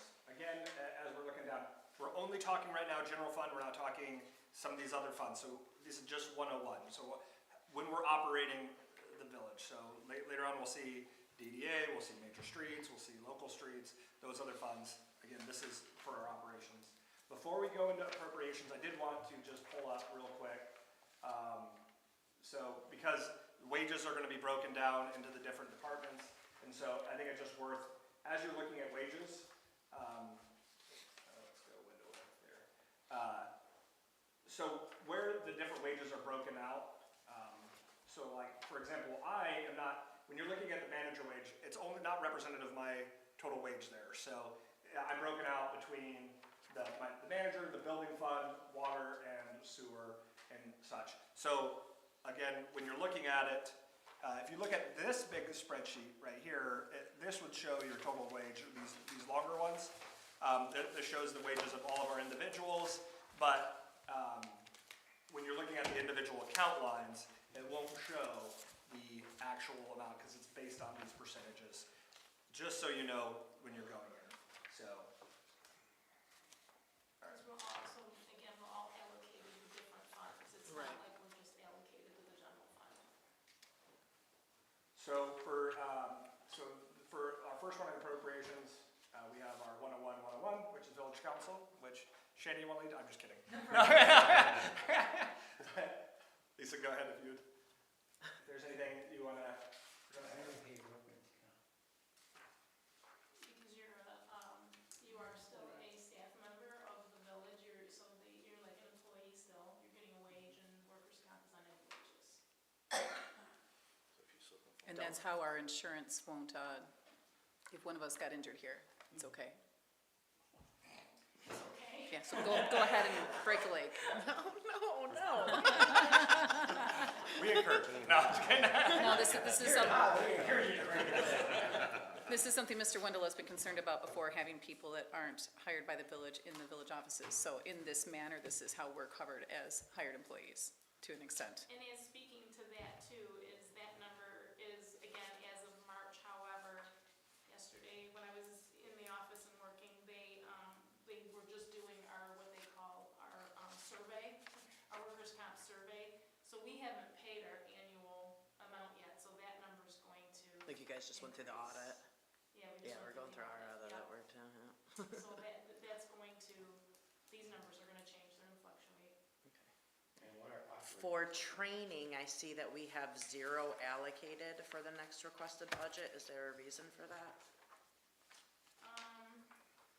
Well, I kinda looked at it like we didn't use anything this year, Right?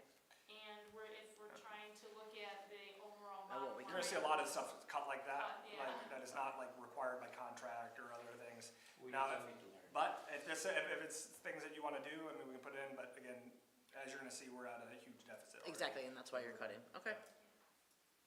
Alright. So we're moving down, our department. So if you look through, wages, all that, retirement.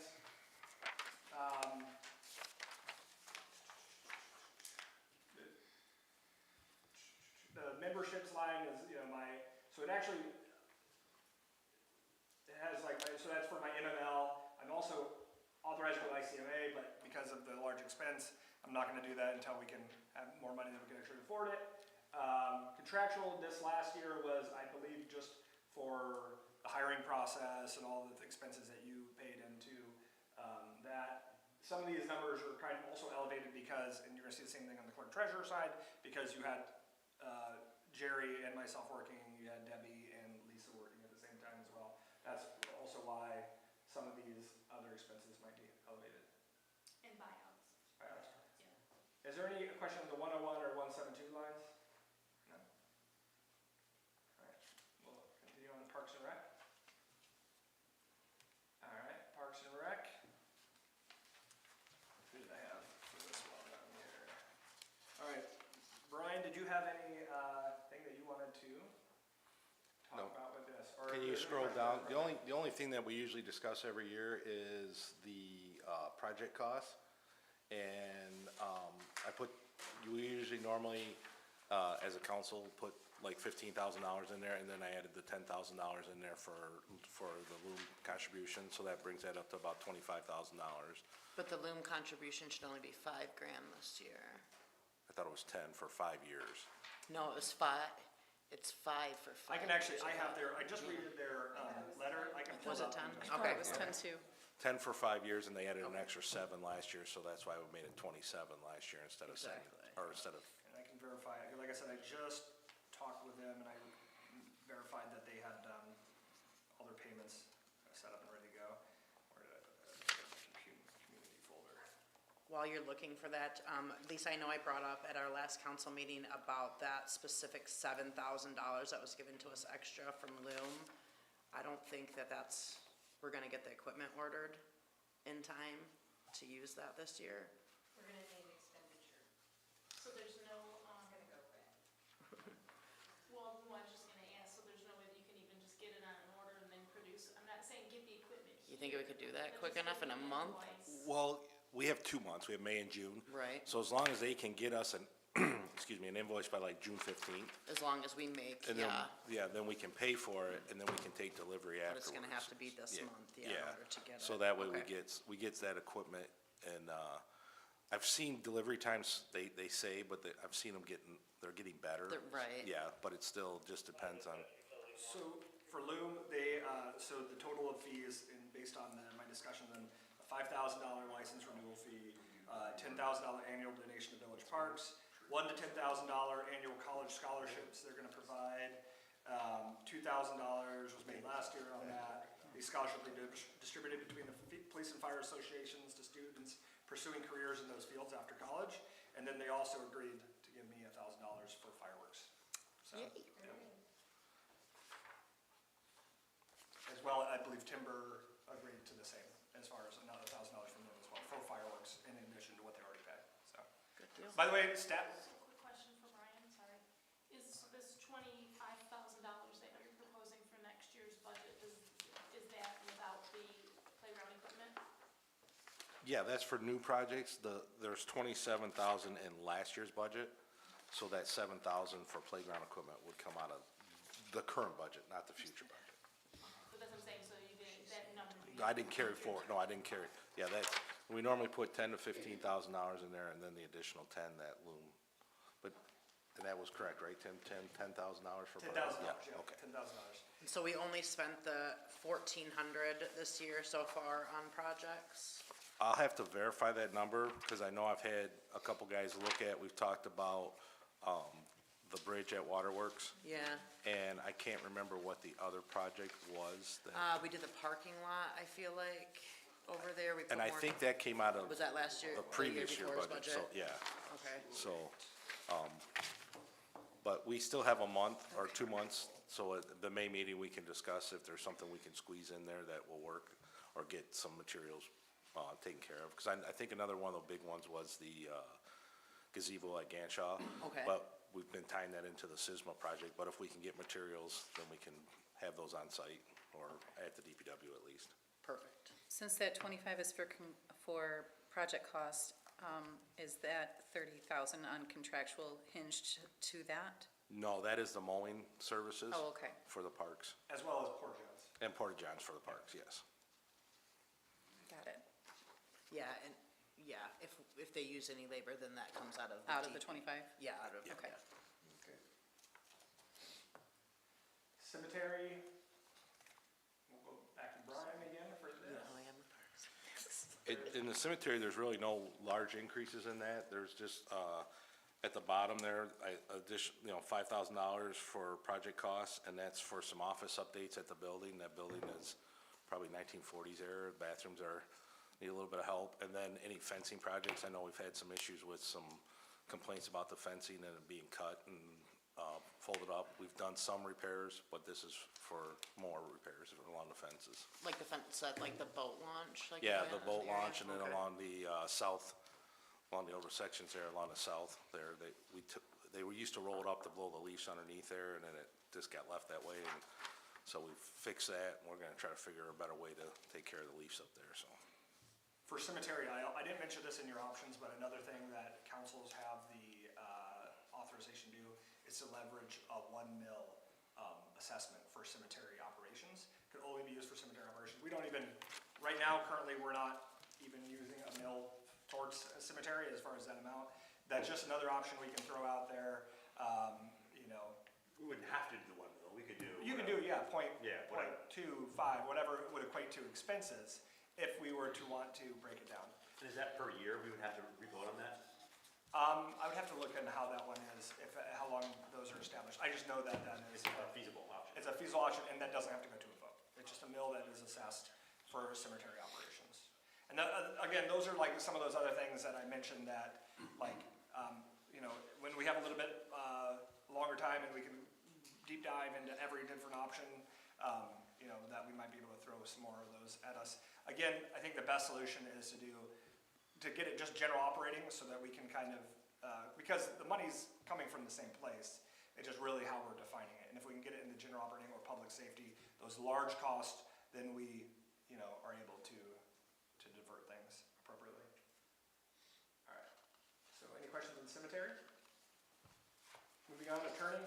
So this is for our professional services fees for both Mike and our labor attorney.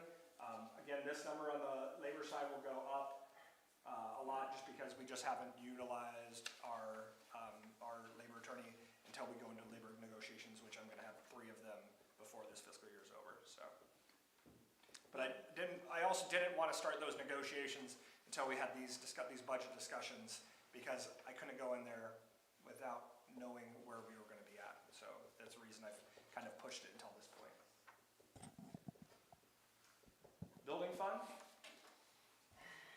Jeremy, or Chief Watson, is there anything you want to cover on this one? The only projected increase that we put on there for this year, the state of Michigan finally rolled out a new edition of code books. The last update was in 2015, so we're quite a bit laxed on that. By law, we're required to have one set of those books in the building, and for a set of those books, it's about $2,000.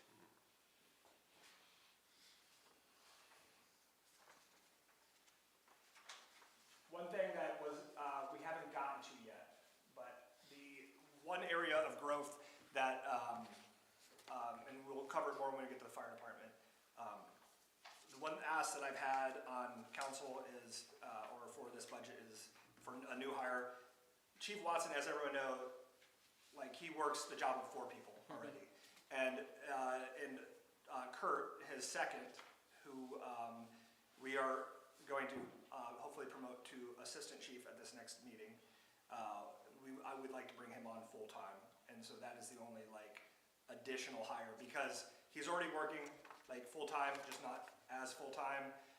And it's really one of those things, it's not really a want as much as a necessity in order to keep both Kurt and Chief Watson on, and, you know, get the operations done. And so some of these increased funding, wages that you're gonna see in building fund and in fire department on that specific line will be representative of that. And the reason I bring it up now is just because, we're looking at the building fund and the wage increase you see there.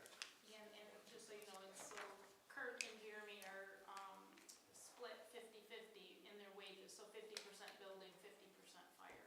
So that's why you're seeing the increase in here for that. And just for transparency, Kurt has taken over HDC, commercial code enforcement, all the rental inspections, plus fire marshal duties where he's in every business every year, checking life safety. The commercial, it's just commercial, so for instance, if a business owns a residence, that doesn't include it? That's not included? For enforcement, For inspections? Well, rental inspections. Is it just commercial properties, or is it a commercial business that owns the property? So for instance, like a house, does he do houses? he does all rental Oh, inspections, okay. and we have 380 of them in the village. Thank you. So even if he was to do one a day, he still wouldn't be able to keep up. And on that, I don't even know if because I don't even think we are able to, because of how minimal staff we are, we're not even able to meet the requirements as how often we're supposed to do it. That's what he was just saying, yeah, like even if he did, yeah, one a day. The short-term rentals should be inspected twice a year, and I think we're only doing them once a year right now. Just for, we don't have the resources. How many full-time employees does the building fund department have, I guess? Just me at the point. Well, and it's not even, it's a half, like, because, yeah, it's Well, I'm just saying, 'cause they're asking for $98,000. Well, he's saying it's, and that's split between him. him and It'd be Kurt, one full-time. and it's only half. Right, but now they got 98 and then 21. because they wanna pull Kurt up to full-time. No, I understand that, I'm just saying, Yeah. Well, but also, it has, I think, 25% of my wages are in there too. If you look at it, yeah, and so, and there, I think there's some other splits. Yeah, so. that's why I'm at, like, you know, Yeah. you're considered one, So, yeah. Jeremy. So Kurt. probably there, it's the equivalent of 1 and 2/3 of a person, or, you know, like assigned there. I don't know what the actual split is, but. Yeah, that, you can take that allocation sheet and. I think it's the fourth page from the back of your packet. Find out where like the Thank you. wages are split. Now, Yeah, are, need to fit. are the inspections that we perform, are Thank you, they Tessa. paid for by the owners? They are, the inspections that I are think Tessa done, just they earned are a real paid for, placard. by the owners. And so one of the things that I, Can as we we're afford looking at it? fee schedule, we just, Oh, we haven't had the historical information to do this, but what we need to, Chief Watson and I have talked a lot about, when we have this building, like this, you know, our rental inspection program, what does it look like to actually run this program? Yeah, as far as what are the actual expenses, how, if we're doing it properly, what does that look like? And then how are we changing our fees in order to actually cover the expenses of running this program? Right now, we just haven't had the personnel or the time in order to do it per the way the charter tells us to do it. And so as we move forward, we've adjusted the fees within the fee schedule to what we estimate it's gonna be based on the needs, but we're gonna have a better idea over the next year or 2 years about what that actual cost is going to be. And then we basically divide that based on the number of rentals we have, the time that is spent on doing it, and then that we know what our fees are.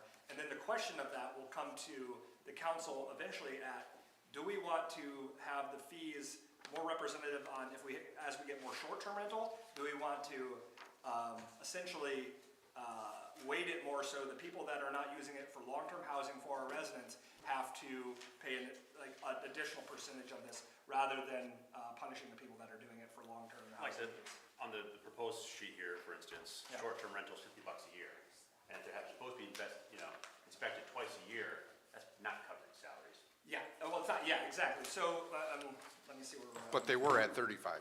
Yeah. Yeah. Did you guys want us to print you the old fee schedule so you can see what we increased it to? Yeah, wonderful. Well, We'll do that. Thank you. and so one of the issues with this is the village has never had a published fee schedule before. We've had internal things, but most places have them. And so as we move forward in future years, what we'll have is this will be like 2025, and then 2026 will be next to it, so we can actually see them side by side. But because the village has never, we had one from 2018 that was just for internal use, but this will be published on the website, this will be part of our budget, so that anyone can go and they can see Yeah, what they're exactly gonna have to pay. Yeah, exactly, and it's not something that we're kind of like, you know, keeping behind the scenes and like, surprise, here it is, you know, like, so. And not only that, just to like, again, Tim's also been working on like our special events packets and things like that, because when people pull a special events packet, they don't know what fees are entitled to that special event. So he's been working on putting specific things, you know, if you want barricades, if you want road Right, closures, check if you these want, things, yes, yeah. then they can, but then the fee's gonna be right there, so they know, I can add this up and I know what this is gonna cost Okay. me. Yeah. And I think a lot, and even we were talking too, as we were looking in the past, is like some of these special events, we weren't charging. Like, somebody wanted a road closure, we weren't charging for that. So we were doing that as, you know, as a, And I think the As a village at the freebie. time was just saying, hey, like, they were subsidizing everything, essentially. And now it's really, I've been telling, the farmer's market is an example. They've come to me and they've been asking for a lot of stuff that they've given in the past, and I said, you're not a nonprofit. You're not so it has to go, I'm not gonna authorize anything that isn't, that I'm not authorized to do. And we have to bring stuff before council to determine whether or not the benefit to the village outweighs the subsidy that we would provide. And I think usually, if it's not a community event, it's not like a big parade or something like that, that everyone gets value from, then, this should be the responsibility of the vendors and the people that are actually providing it. Thank you. This cost. So the farmer's market is part of the parks though, right? Like it's been a parks program? Nope. That has never been explained to me as such. so. Yeah, it started out in the parks, I believe, and then, Then it got taken over. well, because as parks, obviously, none of us get paid, so nobody wanted to run that, so then they found this lady that would run it. And I don't know a lot of the history. I've talked to her and I asked her the question. I said, you're not a nonprofit. You're not representative of the village. And so, now, often, they're usually run by like your Chamber of Commerce or something, but I don't think that's the case here. No, they do like music in the parks, which Parks used to run too, but Parks kind of punted all that stuff because they don't have anybody to, And I mean, just for that, like, particular event, I know it's gonna be on the council meeting, however, just, being transparent, so they have, and again, chief, correct me if I'm wrong, but like, they have like 40+ vendors. We're only charging $10 for vendors to do a background check, however, Costs me it $25. costs us more than that to just run the background check. So Okay. again, we're losing money for the fact that yeah. we're doing it. It's my And understanding it- that nobody gets, or I won't say nobody, but hardly anybody gets peddler permits for the market. They are now. They are now? Yes. Oh, wow. That's what he's saying, like, Yeah, they're it's- fixing all this. It's actually 80 vendors. We're up to 80 vendors. And so we required that about 3 years ago. We started that it's a public park, it's a public event. And we kind of want to know who the folks are there. Because if something happens in a Village of Holly Public Park at a public event, and we didn't do some due diligence, shame on us. So we background them all. It's a little bit of time. I do it myself, but it's a $10 fee to the state police charges us, kind of like the sex offender registry fee. It's up front. And we have about 80 vendors, and $10 and he's spending all Right, that and then time to run all those backgrounds and everything else, and then plus the administrative cost for us to do all that. So what I'm saying is, in a sense, again, we're not trying to make money, that's not the. But cover We the shouldn't operating lose money. costs. Yeah, exactly. Yeah. And so that's, and we can't really change the fees until we have an approved fee schedule, fees approved by resolution of council. And that, rather than do individual fees, we just figured it'd be cleaner to do it as a fee schedule in the budget, so it's all at once. And that we're just doing, by resolution that we will, when we do the budget, we'll do a fee schedule attached to it. Yeah. And we also. But will that hold up the farmer's market if we're waiting to do that? No, and so, Okay. speaking of this, so the farmer's market actually did not, so they're supposed to submit their special event permit 60 days before the event. Well, they submitted it after your last, they wanted to start May 3rd, they submitted it after last council meeting. So I couldn't even gotten last council meeting.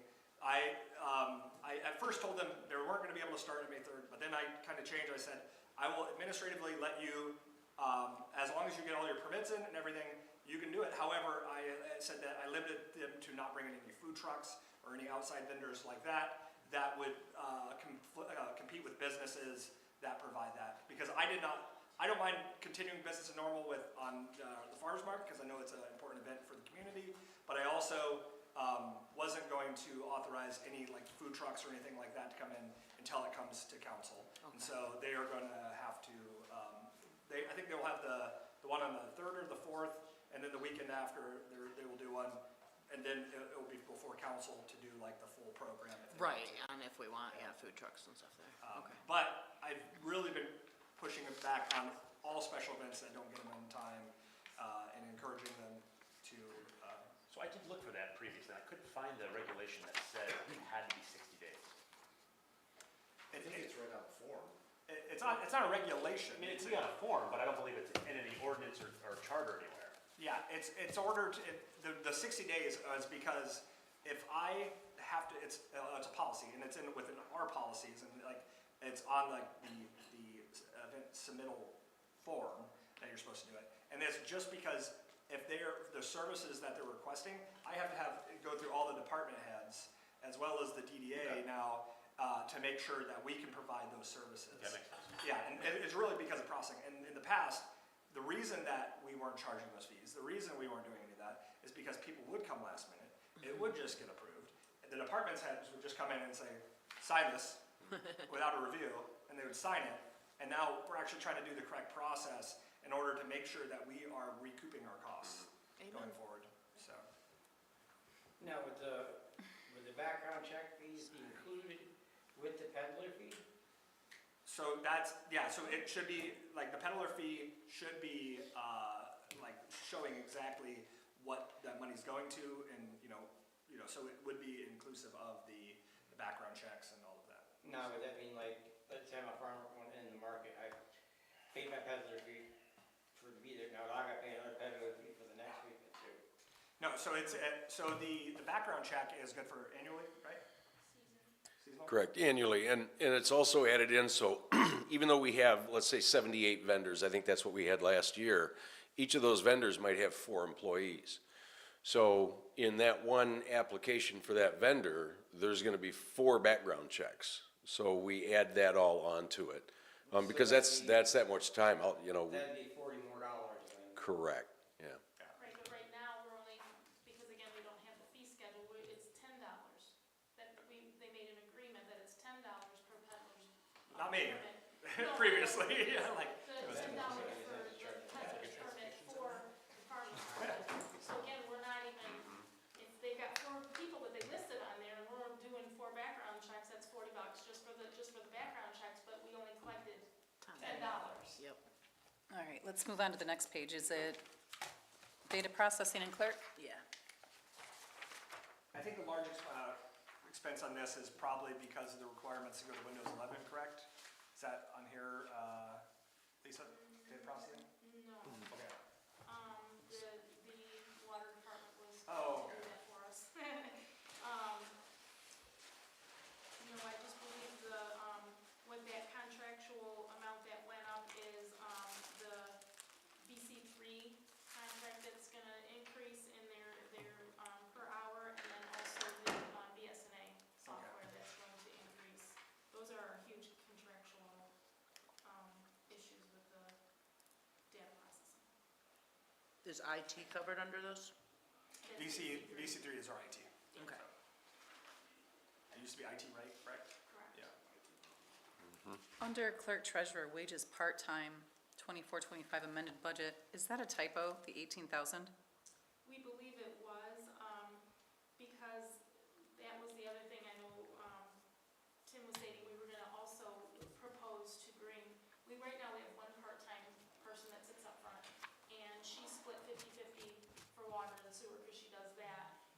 However, we were going to, bring her on full-time, and you'll see that in the water sewer budget, and then she's gonna work half-days, 2 half-days per week at the DPW to assist with a lot of the things that, like a lot of our, we'll call it paperwork, that we need from them.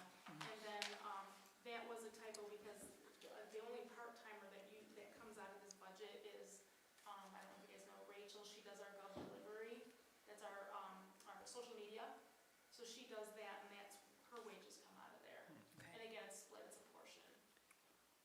And line, just a couple down under retirement, when we go to the requested budget, what happened there? That's the legacy cost we have 1 employee who's still in the, defined benefit. So as we were talking at the beginning, it's it's $1,090,000 gonna be next year. That's, again, I have 1 employee in the clerk department, in the clerk department that's still under the defined benefit. So that's a portion of her legacy. And even if she were to go away, we would still have that cost associated to us. It's just how it's accounted in is under retirements, because we have to do it per department based on, so there's, it's DPW clerical, there's police, I and think what I'm not there's a big understanding, department heads. is line 24-25 a typo then too? I'm just not getting 23, it was 163,000. The next year, the next year was 14,000. And now we're jumping up to almost 300,000. Like what happened there? So the thing of it is, to be honest with you, in all of the bookwork that I could dig into, I don't see where they have the legacy costs notated. Like, there's nowhere in this budget that they were actually accounting from. We're paying them, Okay, but they're not in the budget. So again, another reason that the fund balance could be in a deficit is because it was never accounted for in the budget. okay, thank you. So even though it's not accounted, so why are we accounting at 163 and then 14 though? What's the difference there still? Like, why wouldn't it still be? I can't tell you why they've only budgeted 14,000. I wasn't here last year. I don't know. That I can't answer. Well, at least they over budgeted for part-time wages. Still Yeah. doesn't make up the difference, though. Exactly. And I feel that was a typo, I'm sure that 18,000. Maybe this was a typo and they missed an extra zero or something. Yeah. And like, as we're going through all these, I mean, I think you'll see that there aren't any crazy projects, crazy expenses that we're doing, but through the general fund. And when we get to the bottom line, you'll see, you know, although we're living lean, as it were, where we're at on this. I think a lot of it is from some of those legacy expenses. Any other question on clerk treasurer? No, but on building and grounds, the 25,000 project cost, is that just a repeat from what Brian's project was talking about earlier? No. Okay. Buildings and grounds, 25,000.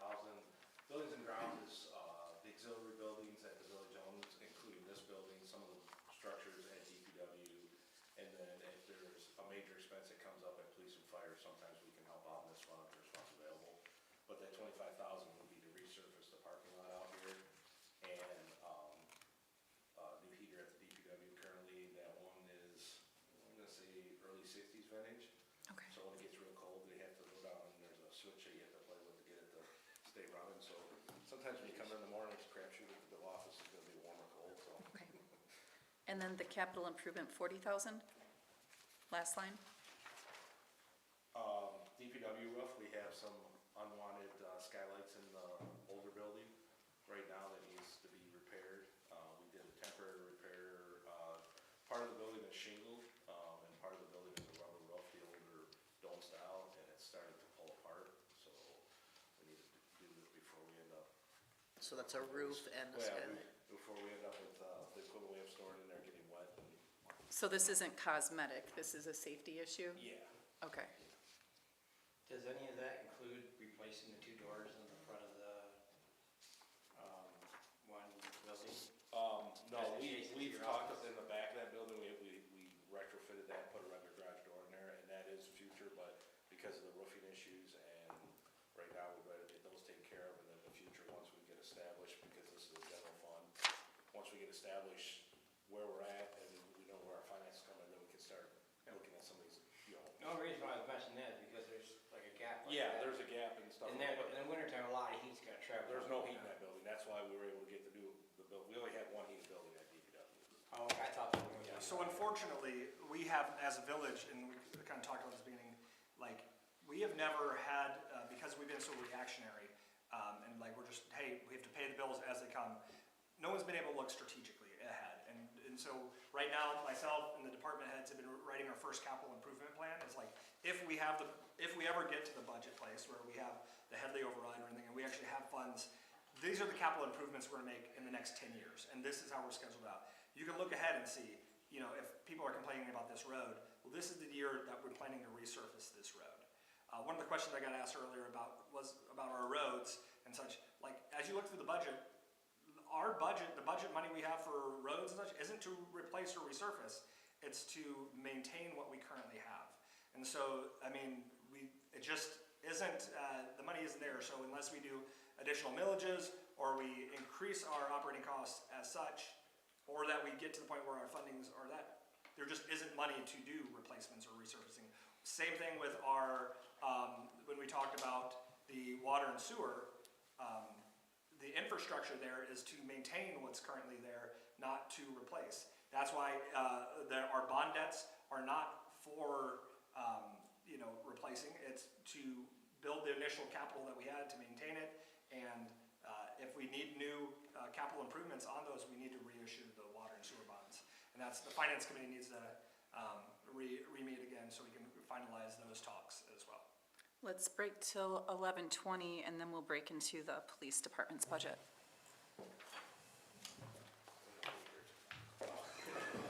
Hopefully we're getting lunch. No, that's what, I might have to have somebody else pick it up. Well, are they gonna give us pizza? Nope. Is it our? You got donuts. Yeah, we got donuts.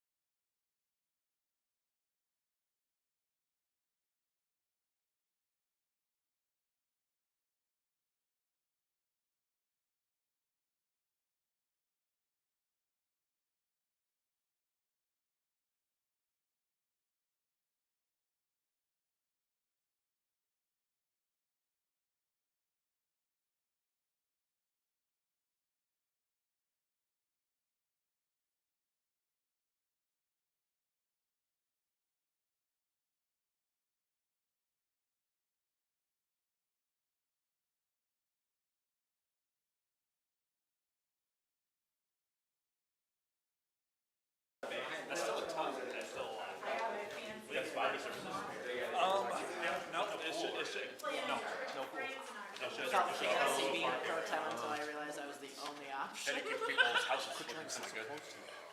There's people that. There was a, I was the only one, because then Richard.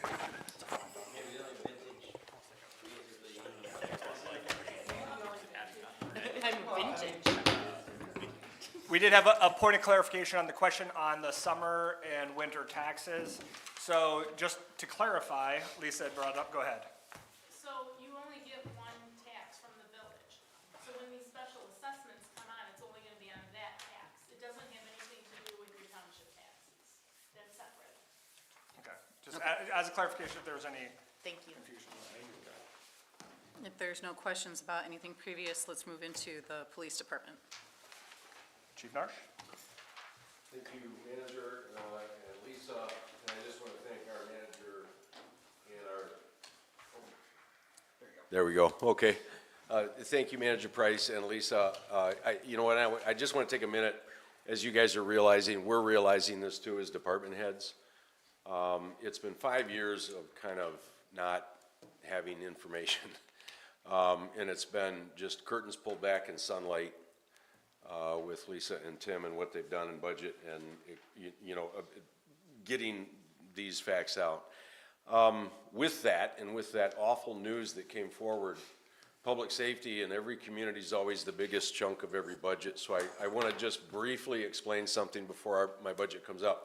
First off and foremost, and you can look at this, and I would encourage anybody to look at our budget this year over the last 3 or 4. Nothing really changes in the police budget. We have not added services. We've added services, but we found out how to do cool stuff with what we have. We haven't added things that cost additional money. Things, and I'll go through the 5 different things when we get to the budget that cost more this year, things that we can't control.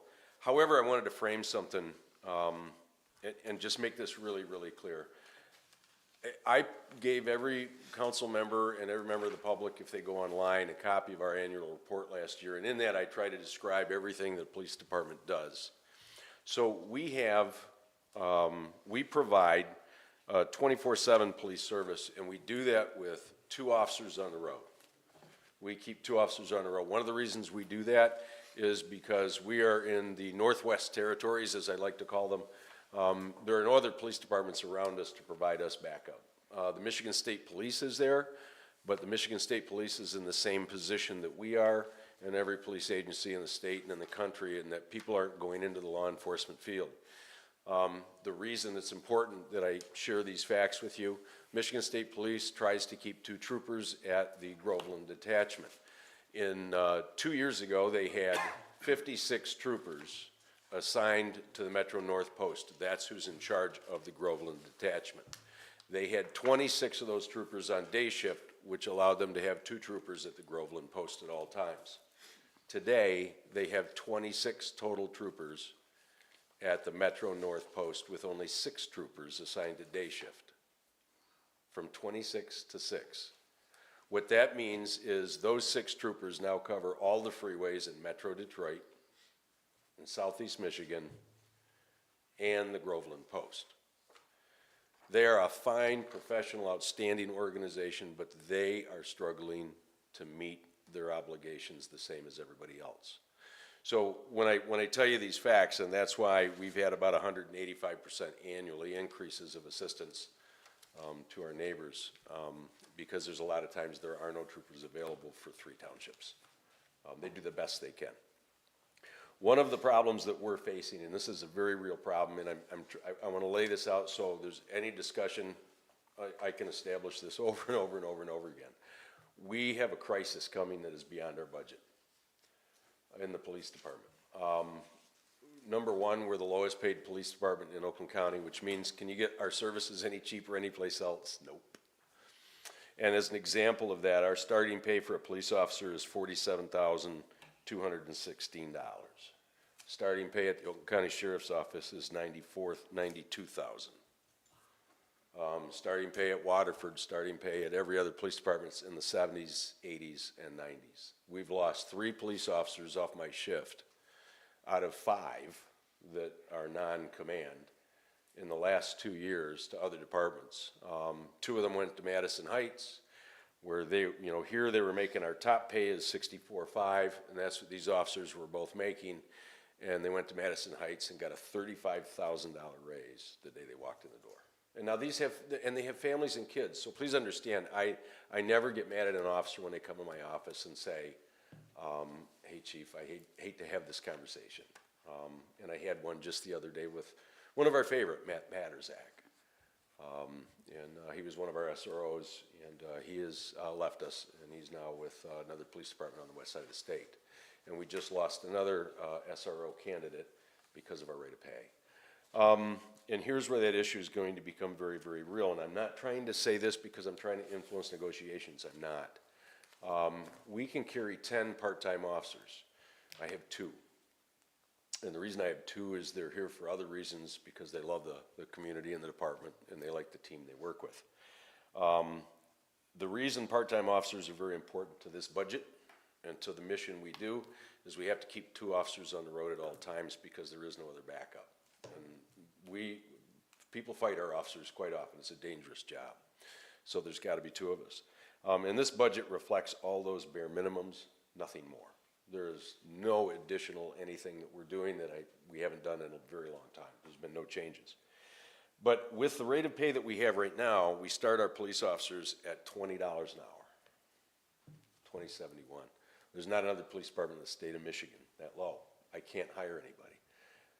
Remember the strategy is there's no police officers out there. So what's happening is departments are stealing from other departments to staff their officer shortages.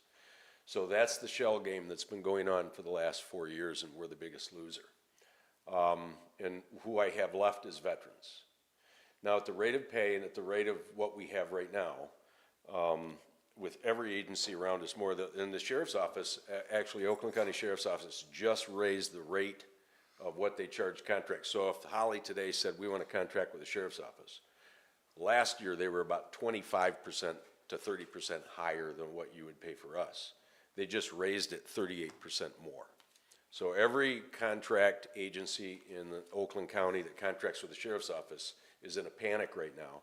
And that includes like the Rochester Hills, the Orion Township, all these communities are panicking because that was just dropped on them, a 38% increase. So if we couldn't pay that before, you certainly can't pay it now. So the bigger issue for us is I haven't been able to hire anybody to cover the part-time positions because at $20.71 an hour, most of our competitors start them out at 30 and up. They're just not coming. And if I can use part-time has no benefits, it has no legacy costs. They're experienced officers, usually freshly retired. So they have a lot of knowledge and a lot of training and a lot of ability, and we can just walk them in and they fill like leave time, off time, sick time, vacation time. Absent that, to keep the 2 officers on the road, it's forced overtime. And keep in mind, a lot of our officers don't want the overtime because they have families too. But I'm forcing that overtime. And the only thing, the big jump you're gonna see in the budget is the overtime increase, how much it's up. But I'm 60% down on my part-time wages because normally the part-time would be working those shifts. I can't, so we're paying 3 times the cost of the part-time officer to be in there to keep those 2 officers on the shift. So that's a wage issue that we have to address. And why is that gonna become very important? In the next 2 years, 100% of all of the officers that you know, that is our experience. These are the officers that know this town. They've worked here for 20, 25 years. We love them. They're the ones that when they look, when we have robberies and they look on the images and the screens, they know exactly who they are because they know their town. All of them are gonna retire between July of this year, to within 2 years. I can't hire a part-timer. So I'm a little panicky, and I've been doing this for a very long time. I understand police budgeting and staffing. So we have, and literally all of our full-time, other than there's 3, and that includes our command officers, within 2 years are eligible to retire. Now I'm begging them to stay, and I told them I'll stay if you stay. And I want to keep doing good things for this community. But just so you know, when you have to face these decisions that the manager and our treasurer that is new to us, and it's new to you. These are the reasons that we look at, is I have to be able to hire people to replace and get good people. We now have Officer Patterzak left. We have a full-time SRO position open, and I've just posted that, and it took 9 months to hire the part-time last time. So I'm hoping that doesn't happen. And keep in mind with our SRO, out of the 9 full-time officers that we have, that includes 3 of them being sergeants. That's also our command is included in that. But they also work road shifts, so they're not, we don't have the luxury of having our command people do just command. They cover a shift and do command. Also out of that is 2 full-time school resource officers out of that 9. So 3 of them are command officers, 2 of them are school resource officers. 1 of them is a part-time kind of seasonal position that we just filled with Celeste. But remember, the only other things we could do to cut our police budget by keeping the 2 on the road would be eliminate our SRO officers. That's not gonna save us any money because our school resource officers, aside from the fact that they're so plugged into our children and our community and our staff and present a lot of issues, they prevent that by being in the schools. The problem is if they're both full-time officers that have a patrol job too. So 9 months of the year, they've been taken out of the patrol division and they put in the schools. We backfill for 9 months, their 40 hours a week with part-time because they're covering one of those 2 officers out there on the road. Because they're not there, it's forced overtime. But keep in mind, the schools pay us 65% of their budget. So if you eliminated your SROs, they just go back to the road and you lost 65% of their wages being paid by somebody else. So, and I preference all of that because it is very important, it is very real. If the state police can't cover what they have right now, they certainly can't cover the village, and Manager Price was 100% correct, is that banks, pharmacies, they will not go to communities that don't have dedicated law enforcement. All those will disappear. That's corporate security bylaws for them, as well as a lot of other business. There's nobody out there to replace us in Oakland County that could do it for less. So I guess as just family, I'm trying to say we're coming up on a real dilemma. I've got 2 years to figure out. There's a good chance I might have to replace the entire police department. I just want you to be knowledge of that fact. And if I name the names, you would just go, oh, because they're all the people we know and love. And they're all eligible to retire at the same time. And it's frightening for me. That said, so the only things really, if you look at my budget, the only things really that are impacting us this year, of course, as every year, is inflation. So a lot of what we do is heavily dependent upon data and electronics, right? So we're what's called CAD dispatch. Every police agency in the state of Michigan is. We're no different. In Oakland County, and actually now 5 different counties, the CLEMIS, Courts and Law Enforcement Information Management System, we call it CLEMIS, is a godsend. It's a fusion platform system that shares data, and arrest photographs, police reports, everything, and so that's all in that system. You're also always going to be at the whim of those when they raise their rates. We can't control it. So every car has to have a CAD system. All of our computers, every police report we write is in CLEMIS. This year they went up 10%. So that 10% is reflected in this. There are a few other things that are. That actually is going to be in. It's in the contractual, the 818. Now, I've only increased it about $3,000 because, again, I'm trying to hold the line. I say this a lot of times at meetings. I'll say I'm really, really cheap.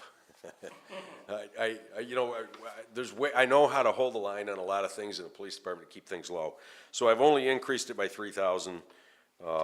In 24-25, it was $30,000, but that's all CLEMIS user-free increase reasons right there. Although there are other things that are in contractual that are inflation, everything has inflation on it, everything we buy. So most of the police budget is it's keeping those 2 officers on the road, maintaining the services.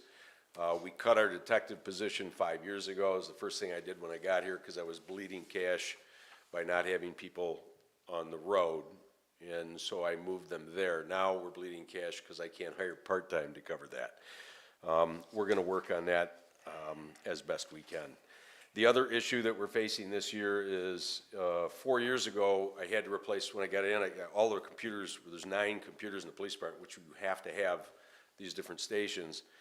And, they were all like really, really old then. So we bought new computers, and we had VC3, then IT Right, who was our service provider. We got them from them because they were cheaper, and it's like, well, if they're our service provider and we got their computers, right, it's gonna be a little better. And they're good computers, however, are they Windows 11 compliant? We don't know.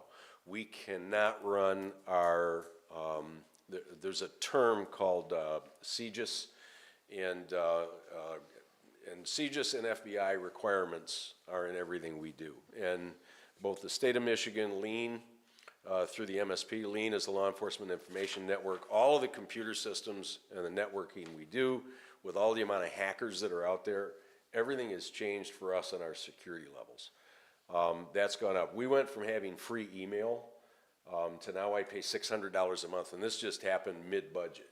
I got hit with this because the CJIS requirements that the FBI put out on email, if you're a government agency, and it also applies, by the way, these CJIS requirements to everybody in government. So these guys' offices, the manager, the clerk, everybody in government has to be CJIS, meet these CJIS requirements. Law enforcement, it's even higher standards. So we went from, I had really cool free email, it was junk. I mean, it was, it didn't have a lot of nice stuff to it, but it was good for cops, right? We could do it.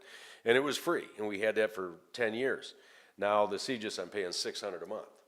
I went from nothing to $600 a month because I gotta pay $5 or $10 a month. I think it's $100 a month for the 4 people separately that we have to have encrypted. Myself, 2 of my command officers, and my public service agents who share information with our prosecutor's office and other law enforcement entities daily. We get dozens of requests for information, probation department, prosecutor's office, different federal agencies that need information back from us on arrests and things. So that all has to be encrypted, so we're having to pay for that. If we have to pay for new desktop computers, I got quotes and estimates for all of this because that's gotta happen by September, and that's in this budget. And if not, everything shuts down. We literally couldn't run our police department without Windows 11. And a lot of people don't realize this, but one of the reasons everybody at home has to replace or make sure your home computer is compliant for Windows 11 is all of the security patches that keep the hackers out, the breach attacks, which everybody is pinged continually, you will completely be wide open and vulnerable. Because once it's no longer supported, all of those vulnerabilities are now on you, and you'll lose, if you have your banking, if you have anything in there, you're gonna get hacked, and hacked daily. So you have to go to Windows 11. So for us, it's $2,000 per computer. That's a $16,000 unknown. If they can upload the Windows Pro version, it's $300 a computer. So I paid a $300 test fee, and this week they're going to test one of my systems because they're all the same. And if the patch takes, and my CPU, my hard drives, my other items, the video card, whatever, if those things can become compliant, then that drops to $300. Right now, I had to put in here the $16,000, and that is in our office equipment and fixtures to accommodate. We may have to replace every computer, and I'm hoping we're not. Also in our mobile data computers, that's what runs our CAD computer dispatch systems in the cars. It tells us where to go. We hit buttons. It tells dispatch the response time. We're there. We're on scene. We can write the reports in the cars. We can do a lot of different things. We can communicate other police departments. You have to have that CAD dispatch system. 4, which is 50% of our mobile data computers, are not Windows compliant. Those can't be patched, so we have to purchase those. And that's also been placed in the, that amount is roughly, it's gonna be $12,000 to $16,000, depending on the amount, more around $13,000, and that's also gonna be in our equipment increases at 977. Is the budget line for that, along with the other additional thing is we just went to a different radio system, And like everything on the earth, it isn't always fair. The Oakland County, we share that, and that system was the 800 Open Sky radio system. Now we are at a P25. The P25 radio, police and fire communications is a better system. It has a lot of advantages, but the Oakland County fire chiefs and police chiefs determine what to do with the 911 surcharge fee money. That's what pays for this. So we don't pay for our police radios. It actually comes from, everybody here pays for it out of your 911 surcharge, goes to the county, and the county can do whatever they want with that. Fire and police agencies said we need a good communication system. That was about 15, 20 years ago. So we've been using all those funds for that. However, when they dip those out, they dip them out by, we turned in 20 radios, but we got 8 back. Because when they flip this over, they give them what's called a full-time equivalent. So if we're down officers and down staff, and our part-times fall into the full-time equivalent because their hours add up to an FTE number. And bottom line is, we were lower, so I got less radios. But I can't send a police officer out without a radio. So I've got 2 additional radios in this budget, and wouldn't you know, they're $6,392 a piece. And that's just these portable preps. That's a $7,000 item right there. Now the good news is you can drop them out of a helicopter from 5,000 feet, and I can go swimming with it on, but doesn't help us on the cost. So that's in here. And oddly, I was kind of battling this for the last couple of years, but luckily our management team is, there was no allowance in the uniforms allowance for the police chief, our code officers, and one of our part-time, which is really 9 months a year, school resource officer. So, I mean, you can't just not put us in the budget, because things are gonna happen where they need uniforms, especially when you hire a new one. The contract requires that we buy them all this stuff. So that was just always putting us in the hole. So there's an additional maybe $3,000 or $4,000 spread throughout the uniform budget to add 4 more people. And outside of that, everything in this budget simply represents 2 officers on the road, our clerks that are part-time, I call them public service agents that work in our building. Our code enforcement is a beautiful thing. We only pay for 1. It's budgeted for 2, but one of the officers just simply will not accept. He works for free, and he takes those as reserve hours. They're also police reserve officers. So you've never paid your full cost on code enforcement because one of the officers, and I'll say his name, Art, donates all of his time to the PD and to the village. So we're doing everything as lean as we possibly can. There's nobody on the planet, certainly in Oakland County or in Michigan, that can do what we do for how much we charge. And the issues that they're seeing with, across, like you mentioned, this is across the state that they're having these hiring issues. Everyone. And so that, so we're low by Michigan standards now, and that we're right next to Oakland County, which are the highest paid. So it is even harder because, you know, they're comparing those rates to that. And I've got all of the comparable data for I've got all the comparable data now, Chief and I, for all of Michigan, but especially if you want to look at, though, if you ever want to deep dive down into that. But again, this budget only reflects the 3% raise because we've been doing it across the board. But when we go into negotiations, I guarantee they're going to ask for more than that. And so we're going to have to see how that works out. And I guess what I'm saying is I'm not saying this because I'm asking council to look at, because there's emergency situations that have to happen here. Part of that, people will say, well, the cops just want more money. No. If I don't get fair or at least comparative wages at some point in 2 years, I don't know how, we literally would shut down the police department in 2 years. Nobody's applying. And on top of that, nearly 100% of the applicants in the last year and a half I've rejected. Chief, because they I have didn't a pass the question. background. Yes, ma'am. Before I ask that question, I want to fill council in on something I learned from Tim recently. I've always known what the importance of the police mean to me, to my home, to my family. But Tim and I were talking about the impact of local police on the municipality as a whole and businesses. Businesses and banks don't want to be in places where you don't have local police because response time goes from 3 minutes to 30, right? So if we lose them, interest in the village plummets, revenue goes down. Now we no longer have things like, what's Art's position that he does for free again, Jerry? Code enforcement. Code enforcement. Now we have toilets on the side of the road. So, you know, blight, et cetera. So we need all of these things, but I'm wondering, can the police do anything like, I've heard that fire does a lot of training. They have like a high turnover rate intentionally with a lot of firefighters in training. Is that something that police can do? We do and offer those things. The problem is, if you're a recruit and you're a young person, and we can have the field, like auxiliary programs to bring those in, they can come in, they're gonna take a look at us, but there's 15 departments within 10 miles of us hiring. And all of those guys are paying twice what we are.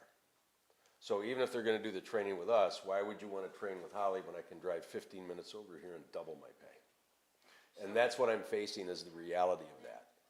Could you put a training contract on that, meaning if they come and we pay for their training, now they're gonna like be with us for 5 years or something, could we have a contract like that? He's saying he can't even get them to agree to our training To program. train. Because Yeah. of that, because everyone else. They all know the wage base, but to answer your question, it's a 4-year felony. I can't do it. I think what you've answered for me is that you've looked at other options outside of, you know, this budget not changing. So if this budget doesn't change, you're thinking, what, 2 years until you just don't know how to continue running the police department? In 2 years, I just don't wanna have, I don't wanna come to you with that. Yeah, I okay, mean, thank you. the writing's on the wall, if we look at it, look at the bus driving situation, there's a big shortage. They cancel bus runs all the time now. 5 years ago, that wasn't a problem.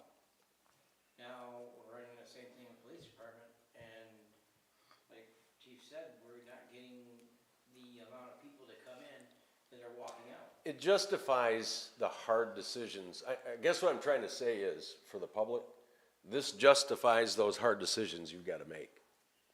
You can't have a community that's not safe. You can't. And I can't give you that safety with what we have right now. And it's definitely not sustainable if we're having, I It's think, not, the sus- last. it's not sustainable now. We have an officer, one of our well-known officers, you all know him, love him. He's eligible to leave in 2 months. I begged him to stay. He's staying. Let's let, Councilmember Costello I'm finish sorry. his comments. Yeah, I don't think it's sustainable if, I think, what do we do, 100 calls a day, something like that? So there's no way the state police can cover us. I do have a think question so. about this budget number. Are we saying then, when we're looking at this, that you guys are already at 1.3 million as of March? And we're projecting only 2 million? The 1.3 million, now this budget carries two things with it that we're gonna massage. One of them was, there's $500,000 reflected in this budget as legacy cost. Right, So that's not operational.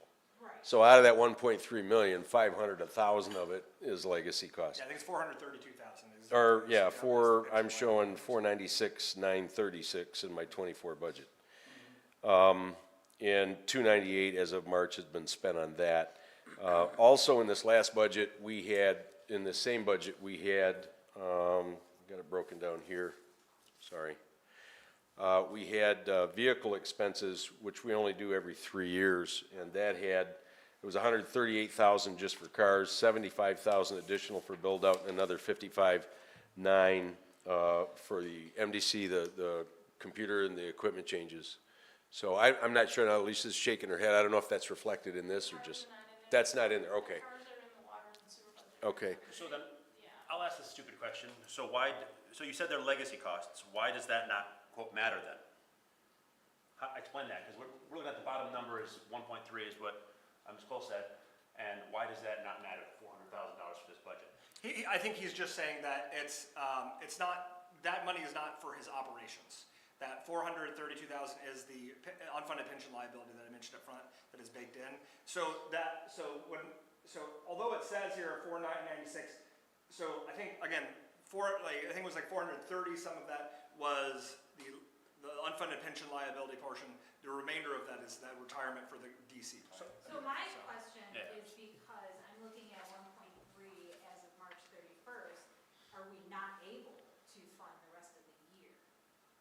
That's where I'm looking. Because there's only 700,000 left. essentially. That's what I was That is wondering my too, guess. yeah. I don't, Oh, we we are, have to pay our bills. like I said, we're completely at a deficit already. Like, we've been operating at a deficit, So that's. like, as of, and that was what I was saying up front, is that 2 years, okay, so if I can explain it right, 2 years they've been operating at a deficit, and now we are still operating as a deficit. So this will be our 3rd year in a deficit. And to the answer to the overall question, I know everybody's asking if we're at 1.3 now, a lot of that are expenditures that come at a certain time. I don't anticipate us being any different at the end of the year on our budget than we have been the last couple. Now, are we at a fiscal now- year or a, like? Well, it's fiscal, so July 1 is. we're all talking fiscal, everything. Fiscal, everything's July 1. So the only thing that's been a wild card here is I've lost, 2 years ago I had 10, 3 years ago I had 10 part-time officers. They've all gone to other departments, I'm down to 2. So the only thing that's the wild card is the amount of overtime I have to do to keep those 2 officers in the car. I got a question. That's great. For vehicles, we've got $65,000. I see that that's separate from equipment and vehicle charges. Like, is that repairs, or what is that 65,000? That's paying for the 3-year plan, is that correct? No, so what's in there right now is the build-out of the new vehicles. Okay, And- so with the new radios and, okay. Right, yeah, and then we have not paid out the loan payment to the water back yet for that usually, we're doing that once a year, and that usually is done like in June. Okay. So he is definitely probably gonna be over in that line item, because when he pays that back to the water and sewer, it's gonna be a negative amount. Okay. And one question for you, Chief. You had mentioned previously that we have command and not. Could you just talk briefly about what the difference is between those type of officers? I'm sorry, The rephrase? difference between command officers and not a command officer. Patrol officers do just patrol, they have no command responsibility. But we're required to maintain, the 2 biggest lawsuits that a municipality has, if it's a law enforcement-related lawsuit, is use of force and fail to maintain command. So those just add commas and zeros. So what I've done since I got here is put our command in the proper place that meets the requirements of state and federal. If you have a police department with X amount of officers, you gotta have and be able to show that. So we have a day shift sergeant, a midnight sergeant, and an admin sergeant. So that's what we have right now, but they also cover the road. So they get a bump in pay to be a command officer, a sergeant, and they bear the duties of maintaining discipline, maintaining order, making sure that all of the officers are following state law, constitutional law, procedures, department policies, everything like that. They're my eyes and ears on those shifts. The other direction they do is I make sure that if there's training needs, equipment needs, any issues going on, that sergeant is responsible for all of the people that are gonna work on the day shift, midnight, anybody that works on the midnight shift, could be part-time, anybody on that shift, that's their responsibility. And we need to have that chain of command in law enforcement, just like a military, paramilitary organization. And without that, there's no way for me to know what's going on and to exercise command and control. Thank you, sir. Yep. If we make it through fire department today, will either of the chiefs need to be present next week? No, in fact, if we could, I would like to at least get through Yes. fire. Yeah, we'll do Because Chief Watson and Chief Narsh will be gone, as well as, if possible, if we get through DDA, because I know Linda, it's a separate fund, and so we might have to break out our general fund, because I know that Linda will not be here next week as well. Okay. Can I ask you a question real quick, too? Absolutely. This is just about the insurance costs. I don't know if the village has to have separate insurance for every department, or can we try to get it into one big package to where everybody's insured and might save us money? We, like, What insurance, are you talking about liability, or? Well, the vehicle insurances. So that's liability, we are, so the village pays one amount for the whole village, then we break it out between the funds. However, we are also in through the MMRMA, I'm saying it too fast, and that's a pool. So it's a pool of a bunch of municipalities that put into this, and then it's based on, how many claims you make and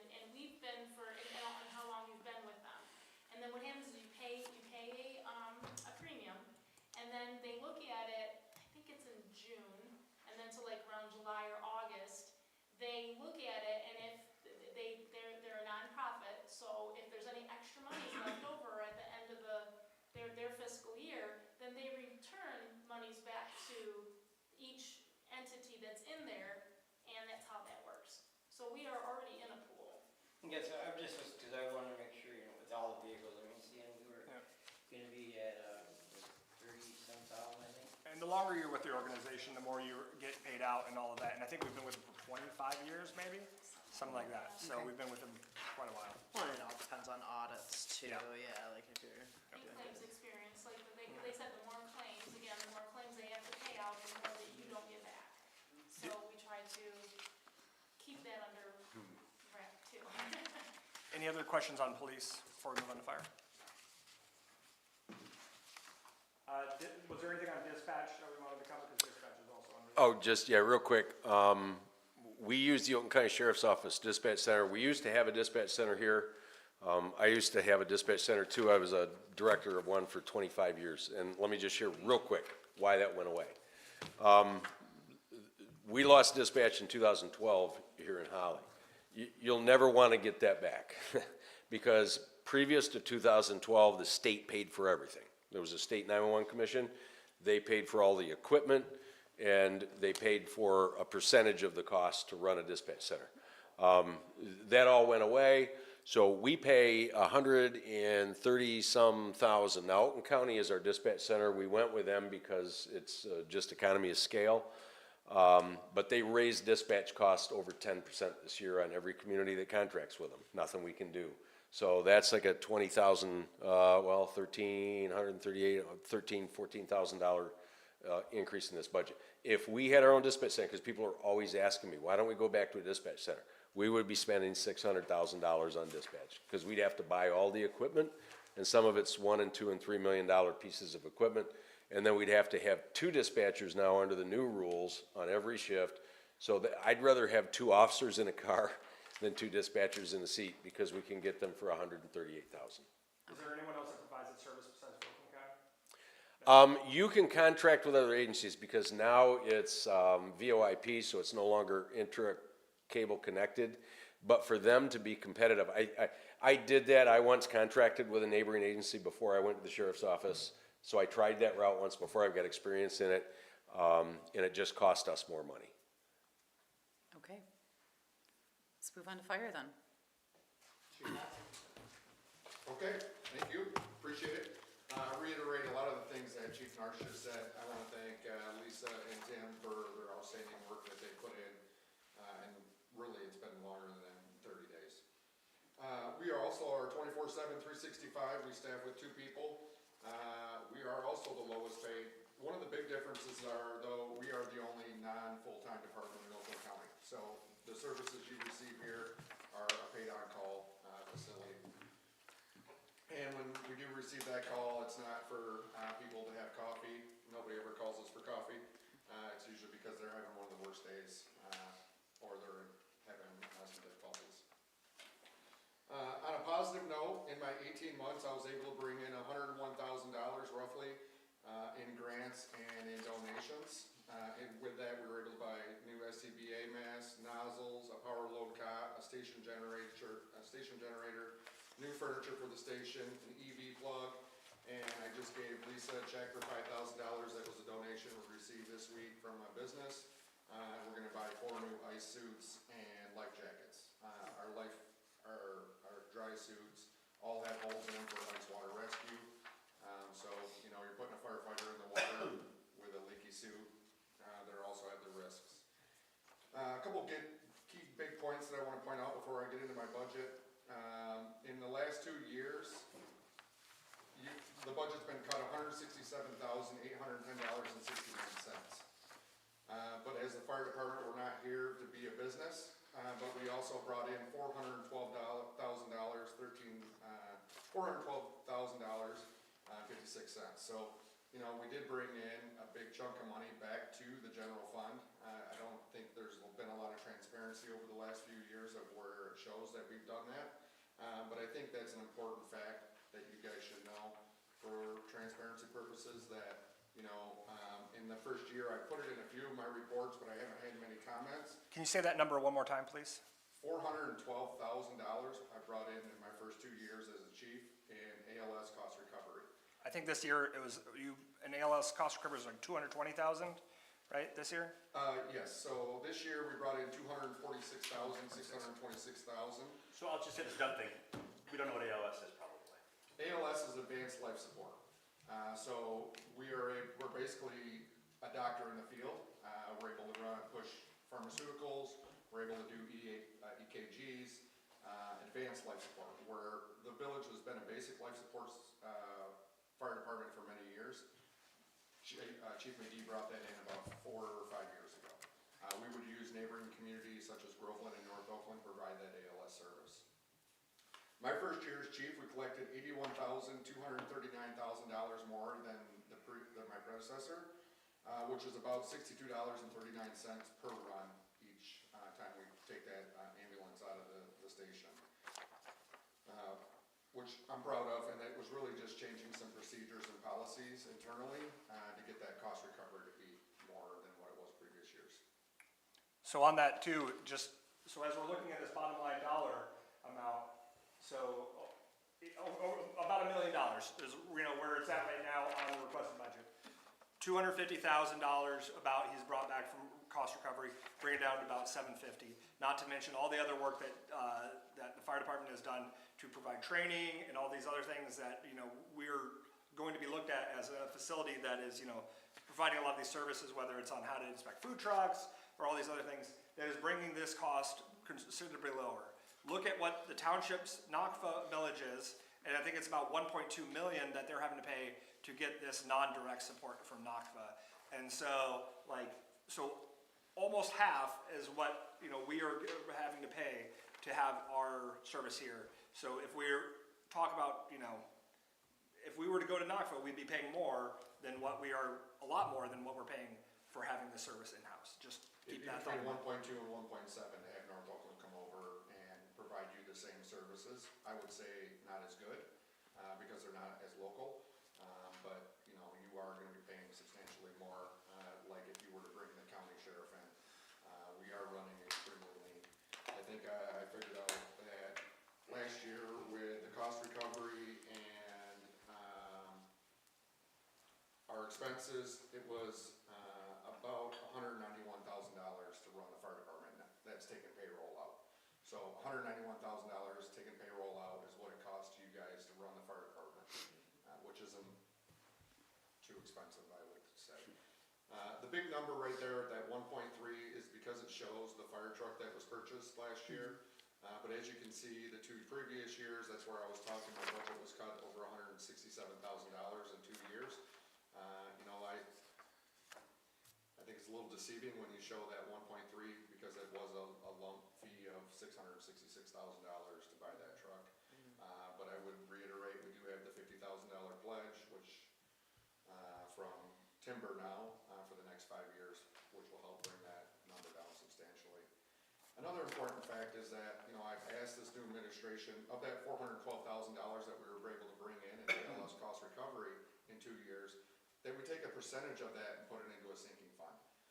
That was taken away about 8 years ago, so that the next fire chief that comes in 15 years, he has a little bit of money, or she, to buy that truck, so that $666,000 isn't such a hard pill to swallow. We've actually put a little money aside over those several years to help lower that cost. 100%. Really though, but deep diving into the budget, I'm not gonna sugarcoat it. I've raised 7 different line items, most of them about $1,000 to $2,000 a piece. The biggest one was contractual, just the cost of inflation. I was at 28,000, I'm already at 43,000. I'm not proud of that. I lose sleep over that, and I don't know, I begged the previous administration to raise that for me. They kind of set me up for failure. That's full transparency. This year I'm asking for 40,000, and I feel like that's still a little bit lighter. I'm already at 43 with 3 months to go. So that's my biggest increase. Everything else is about $1,000 to $2,000, and that's just the cost of inflation, med supplies, trainings, cost of doing business really, is why those increases you see there. One of the biggest ones that I'm embarrassed to even say is that for equipment repairs and maintenance, I've been running on about $300 to $1,000. Well, you can't fix anything for under $1,000. My kid had brakes done on his truck yesterday, it was $940, right? So, you know, it's a slap in the face to say you get $1,000 to repair well over $5 million worth of equipment. I asked to increase it to 5, which is still probably not realistic, but I'm trying to be as lean as we possibly can, but I also want you to understand the full transparency. I have a ladder truck, and I know I've beaten this up. It's a 1988. None of us drive a 1988 anything, let alone a riding lawnmower. We see those at the antique car shows downtown. I'm working every avenue I can. My first day on the job, I asked my staff, command staff, to propose a top 5 wish list. I'm happy to announce I've able to receive 4 of the top 5 in my first 18 months. 90% of them free to the village residents, all on grants, 0 match donations. The last item on that list is a ladder truck. I did submit Senator Slotkin, or McLean, for $1.4 million, but we were pretty much told backhandedly that we were not gonna get that. So, you know, I'm still working avenues and resources out there in the communities to try to, you know, reduce that number so that it isn't put on the taxpayer. The last thing I wanna do is I'm a taxpayer too. I don't wanna increase our taxes, but at the same time, you know, when 3325 Grange Hall Road catches on fire, which is a 4-story facility that houses geriatrics, if that ladder truck doesn't start, I'm not gonna be able to rescue those individuals. The fire truck did catch on fire in the station. That ladder truck did catch on fire November of last year. So, you know, thank God it didn't hit the news, but it was a reality. So, The older our trucks are, is it harder to find parts for? yeah, so I cannot find parts for the ladder truck. The last part I did buy was on eBay from a used facility. Stuff and who makes that truck actually reached out to us, wanted to buy that truck at an embarrassing cost so that they could restore it and put it in their museum. So, I mean, it was a slap in the face. They use that truck for emergency response, and they want to put it as a showpiece. You've answered everything so thoroughly. What's your plan with capital improvement? That's my only question. So, with all the trainings that we're putting on, 2 things. One, JB Learning, who is an educator for the nation, picked Holly Fire to roll out a food truck inspection program. So JB Learning is creating a textbook, and we are the only fire department in the nation to actually have first rights to review this book. I want to put it in a training facility. Right now, our training room is on the 2nd floor, so we don't meet the requirements to have a training facility because it's not ADA. I know it's kind of silly, fire department who thinks you need to have ADA compliance with that, but we do. So I'd like to turn in one of our bays in the back into a training facility. The biggest expense with that is putting a restroom out there. Everything that we are proposing, we can do in-house. I was a master builder, carpenter for 20 years prior to I came into the fire service. I have the abilities to do a lot of those renovations, so we're not hiring a contractor to come in and do that. But I would like to put it in a training bay. Kurt's rolling out programs right now. We just did a program over in Fenton City. We had 32 individuals from 6 different counties, from 28 different fire departments come to the city of Fenton to take this training. Well, the bad thing was we didn't get to recoup the cost of that class. Fenton City got it because we hosted it there because we were not ADA compliant. So if we bring these trainings to the village of Holly, we're able to recoup some of those costs back into the general fund because we are hosting those trainings here in the village. And flying our flag, right? The Village of Holly Fire Department putting on these special classes. Sounds like worthy investment. Thank you. I did want to say that all three of the department heads, like, I'm truly blessed just to have, like, some of the hardest working people I've ever worked with. I call them like weekends, nights. They always answer. They always have, and they're always like hustling in order to save funds, to do things, you know, as lean as possible. Chief Watson, like, he's doing all of our building like stuff. He's our building official. He's been working that. He worked HTC before that. So like we could not operate with what he's been doing and how hard he works. And again, I'm trying to give him as much reprieve as we can, but he works, more than probably anyone else in this village, so. Hey, Chief, I got a question for you. In 23-24, the vehicle repair maintenance was $24,652. How much would you say was probably put on that ladder truck that's a museum piece? Probably 2/3. My second due engine is a 99. It'll only hold 500 gallons of water. It's a 1,000-gallon tank, and it's got a hole in the tank. But to repair that, it's about $47,000. So, I mean, like, in 2 or 3 years' time, if we didn't have that vehicle, we could pay off a used one in any amount of time that we're paying to keep shooting this horse that isn't pulling its weight. I mean, it doesn't, it's just simple logistics there. If you don't put the horse out to pasture, get another horse to do the work, even if it's a used one. No, I'm looking at used too. The problem with used is that, I don't wanna buy another problem. Oh, I totally understand. I'm just saying, it's like, we're spending 2/3 of, 25 grand on one vehicle per year. There's usually a reason communities get rid of theirs as well, and so Chief Watson has been looking at every single. That's not what I'm just trying to bring to everybody's eyes, that we're bleeding money on a vehicle we probably don't need to be. So, any other questions on fire? I think the only other, if we could do DDA and Yeah. then maybe adjourn. Yes, please. All right, I'm gonna pull up DDA.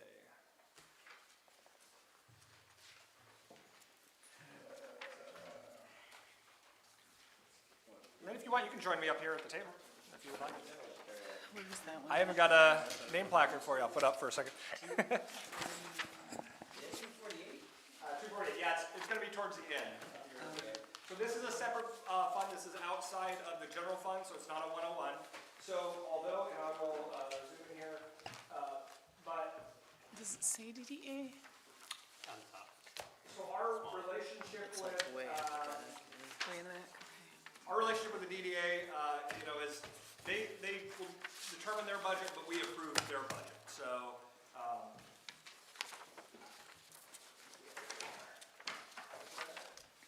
I too far? It's like up here on the top right. Found it. 435th page. That was way back there. Yeah, way back. My readers need readers. I saw on the agenda. Yes, I agree. Well, that's cheating. That's cheating. Oh, shit, they all the same way. I will caveat this one with, because of the timelines, not having, a director, that this budget, I don't think has been in front of the DDA board yet. Okay, so this is, just proposed based on what we've talked about with, the interim director and, Linda. And I would just point out one thing, in our budget, we actually have a balance, and it's a pretty significant balance, about $600,000. It was a conscious effort with our previous board and DDA director to try to build up some of those funds so that we could tackle bigger projects. That time is now. We shouldn't be having a balance of that much money.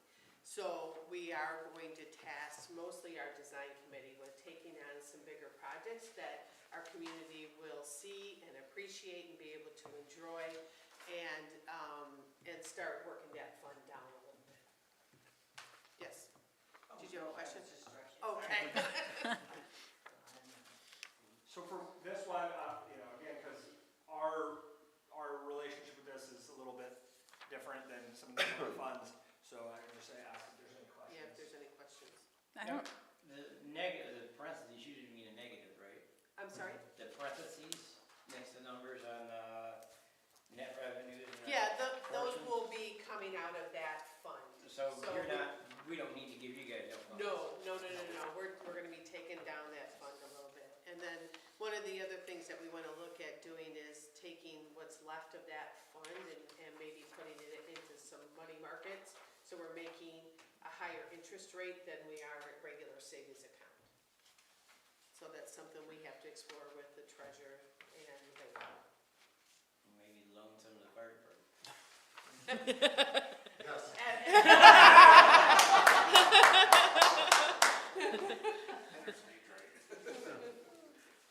Are there any other questions? I mean, DDA is all self-sufficient, runs on its own, does, Yes. Yeah, so they run so they're TIFs, so they have, their tax incremented financing, so they are, the members of the DDA, the businesses that are in the DDA pay into it, so they have their own fund balance that they go into. So it is like, although the village created the DDA, they kind of live autonomous, so we are not like really, like, providing direct, commands or. command over private businesses. So that's why they're separate, but we do approve their budget. Now, I believe one correction though is it's not just businesses pay into it, I think. Oh, yeah, it's anyone that lives within the DDA, I'm sorry, you're correct. Yeah. So now, do they pay into it through the village, the residents, I mean?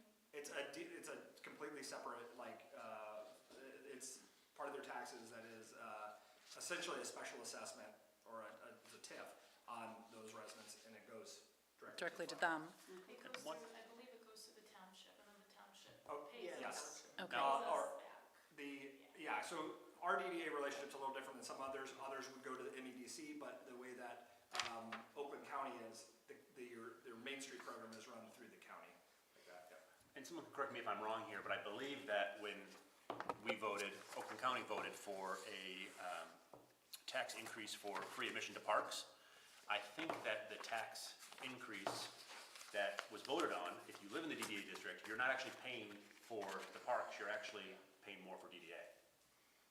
Is there a way to figure out what our DDA district is? Yeah, sure. Online. We do have a On the boundary, district website. and there are the parcel numbers that reside in that. One of the things that we want to do and that will be, is reflected in our budget is we need a better way to manage all of that data. We've got spreadsheets right now, so when I look at the DDA, I see that we have residents, we have business owners, and we have landlords.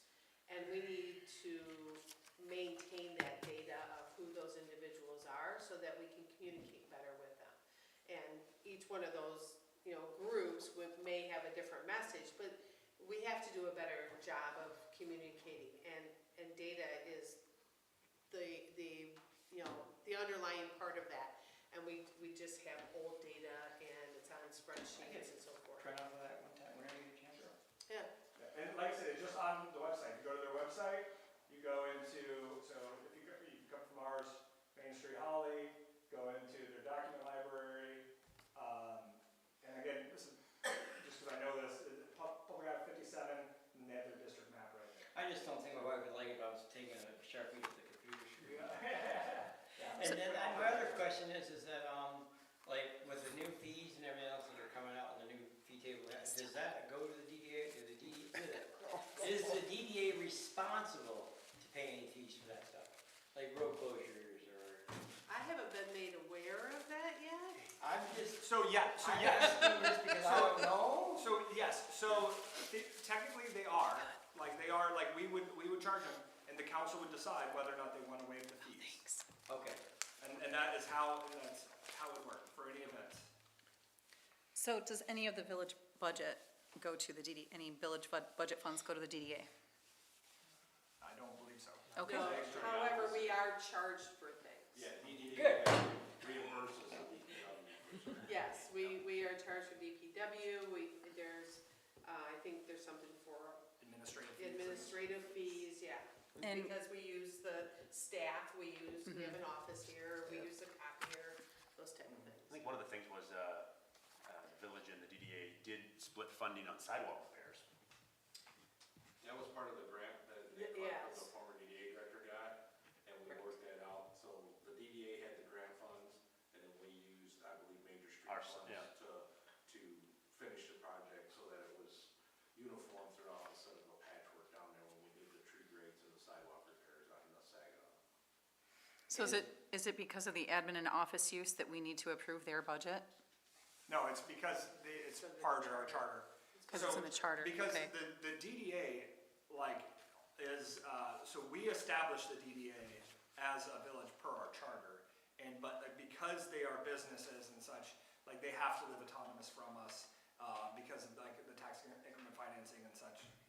They live as their own thing, but we approve their budget at the end of it, and it's not really to go line by line, it's just to make sure that it's, being responsibly utilized. For your project cost / design line, I see you're at $269,000. Can you elaborate on maybe So what some of that's- the projects are gonna be? We have a wish list. For instance, Ganshaw Park is a big one, you Right. know, with the gazebo and a potential, clearing of that waterfront, maybe a dock, those type of things. These are things that Jerome's working on with this design. One of the other things that we're looking at is bringing more art into the village, and probably in the parks.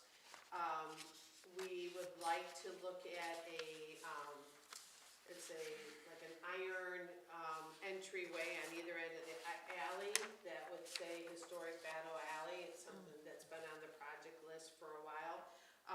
Those type of things that, we have, it's like a 5 to 10 year wish list that we want to start maybe taking off some of these. No, that's good, yeah, to Yeah. have plans, again, you're planning for the future, okay. And obviously, we'll continue to try to get grants wherever we can.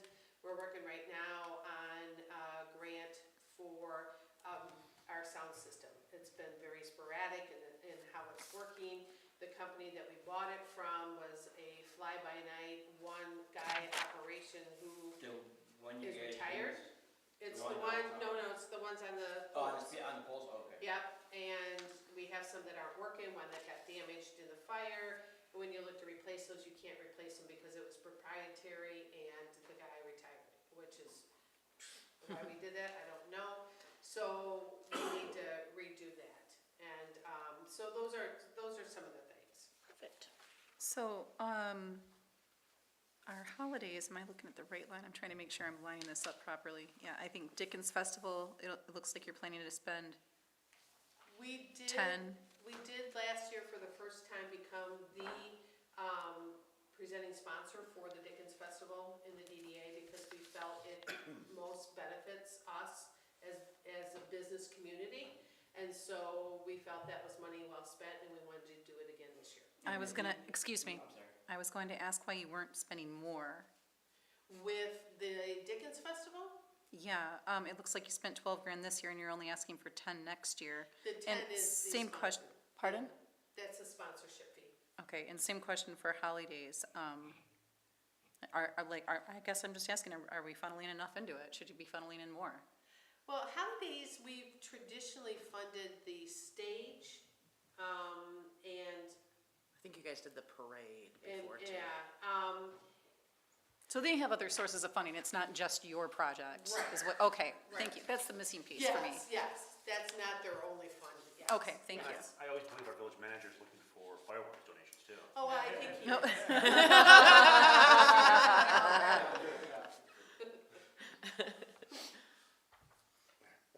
Now, you have a thing with the facade grant, Yes, and this just might be being picky, but what about the awnings? that could be part of the facade, and that's one of the things that we want to address. I mean, even if we get them clean a little bit. so we don't Exactly, so- exactly. The facade grants are matching, so they need to put in, it's up to, I think they're $2,500 a piece, but they have to, that's a matching. There's also a couple of businesses that we would like to talk to. Norman Rockies is one, the party store. It'd be really nice if they could spruce that up. It's right Zhuzh at it up, yeah. at the main Yeah. quarter there. But yeah, awnings are definitely another one. We'd like to get torn ones fixed and get those cleaned Windows up. that are compliant. Yes.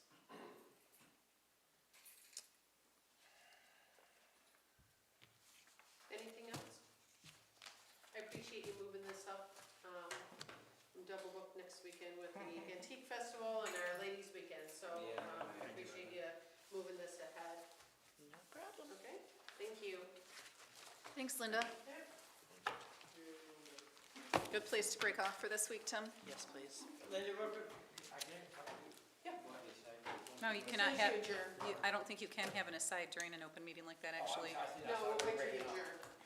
We were just about to discuss it. I'm sorry, my bad, my bad. Yeah, any of the items, we'll just, we'll add to the May 3rd, because May 3rd was really a rollover. We didn't expect to, get past. So we'll continue on the general fund, as soon as we, return. Okay, any more questions, anyone? Closing comments, anything, anybody? Jim? Ooh, I beat ya. Sorry about that. I wanted to thank our staff. You can tell you guys are very passionate, and that goes to people sitting behind me too. So thank you very much for all your passion and trying to right the ship here, it sounds like, and figuring out what to do. I'd like to thank our very dedicated resident for being here too. So thank you. Kiss ass. Excuse me. Excuse. And I'd like to make a comment. I just like to have full transparency. I have to ask Linda just about ladies' night and volunteering to make sure it doesn't conflict with our May 3rd thing, so. Got it. There's nothing that was gonna be anything that anybody worried about. Anyone else? I just like to thank Tim and the ladies here of the office staff there, how they put this, together. And it's really a explanatory type, deal. Oh, she has nothing. Kiss ass. We respect our elders. I was gonna say that. Yeah, He's just trying not to get pulled over when he. the transparency was exemplary, thank you, shut up. Yes. All right. Meeting dismissed. So professional.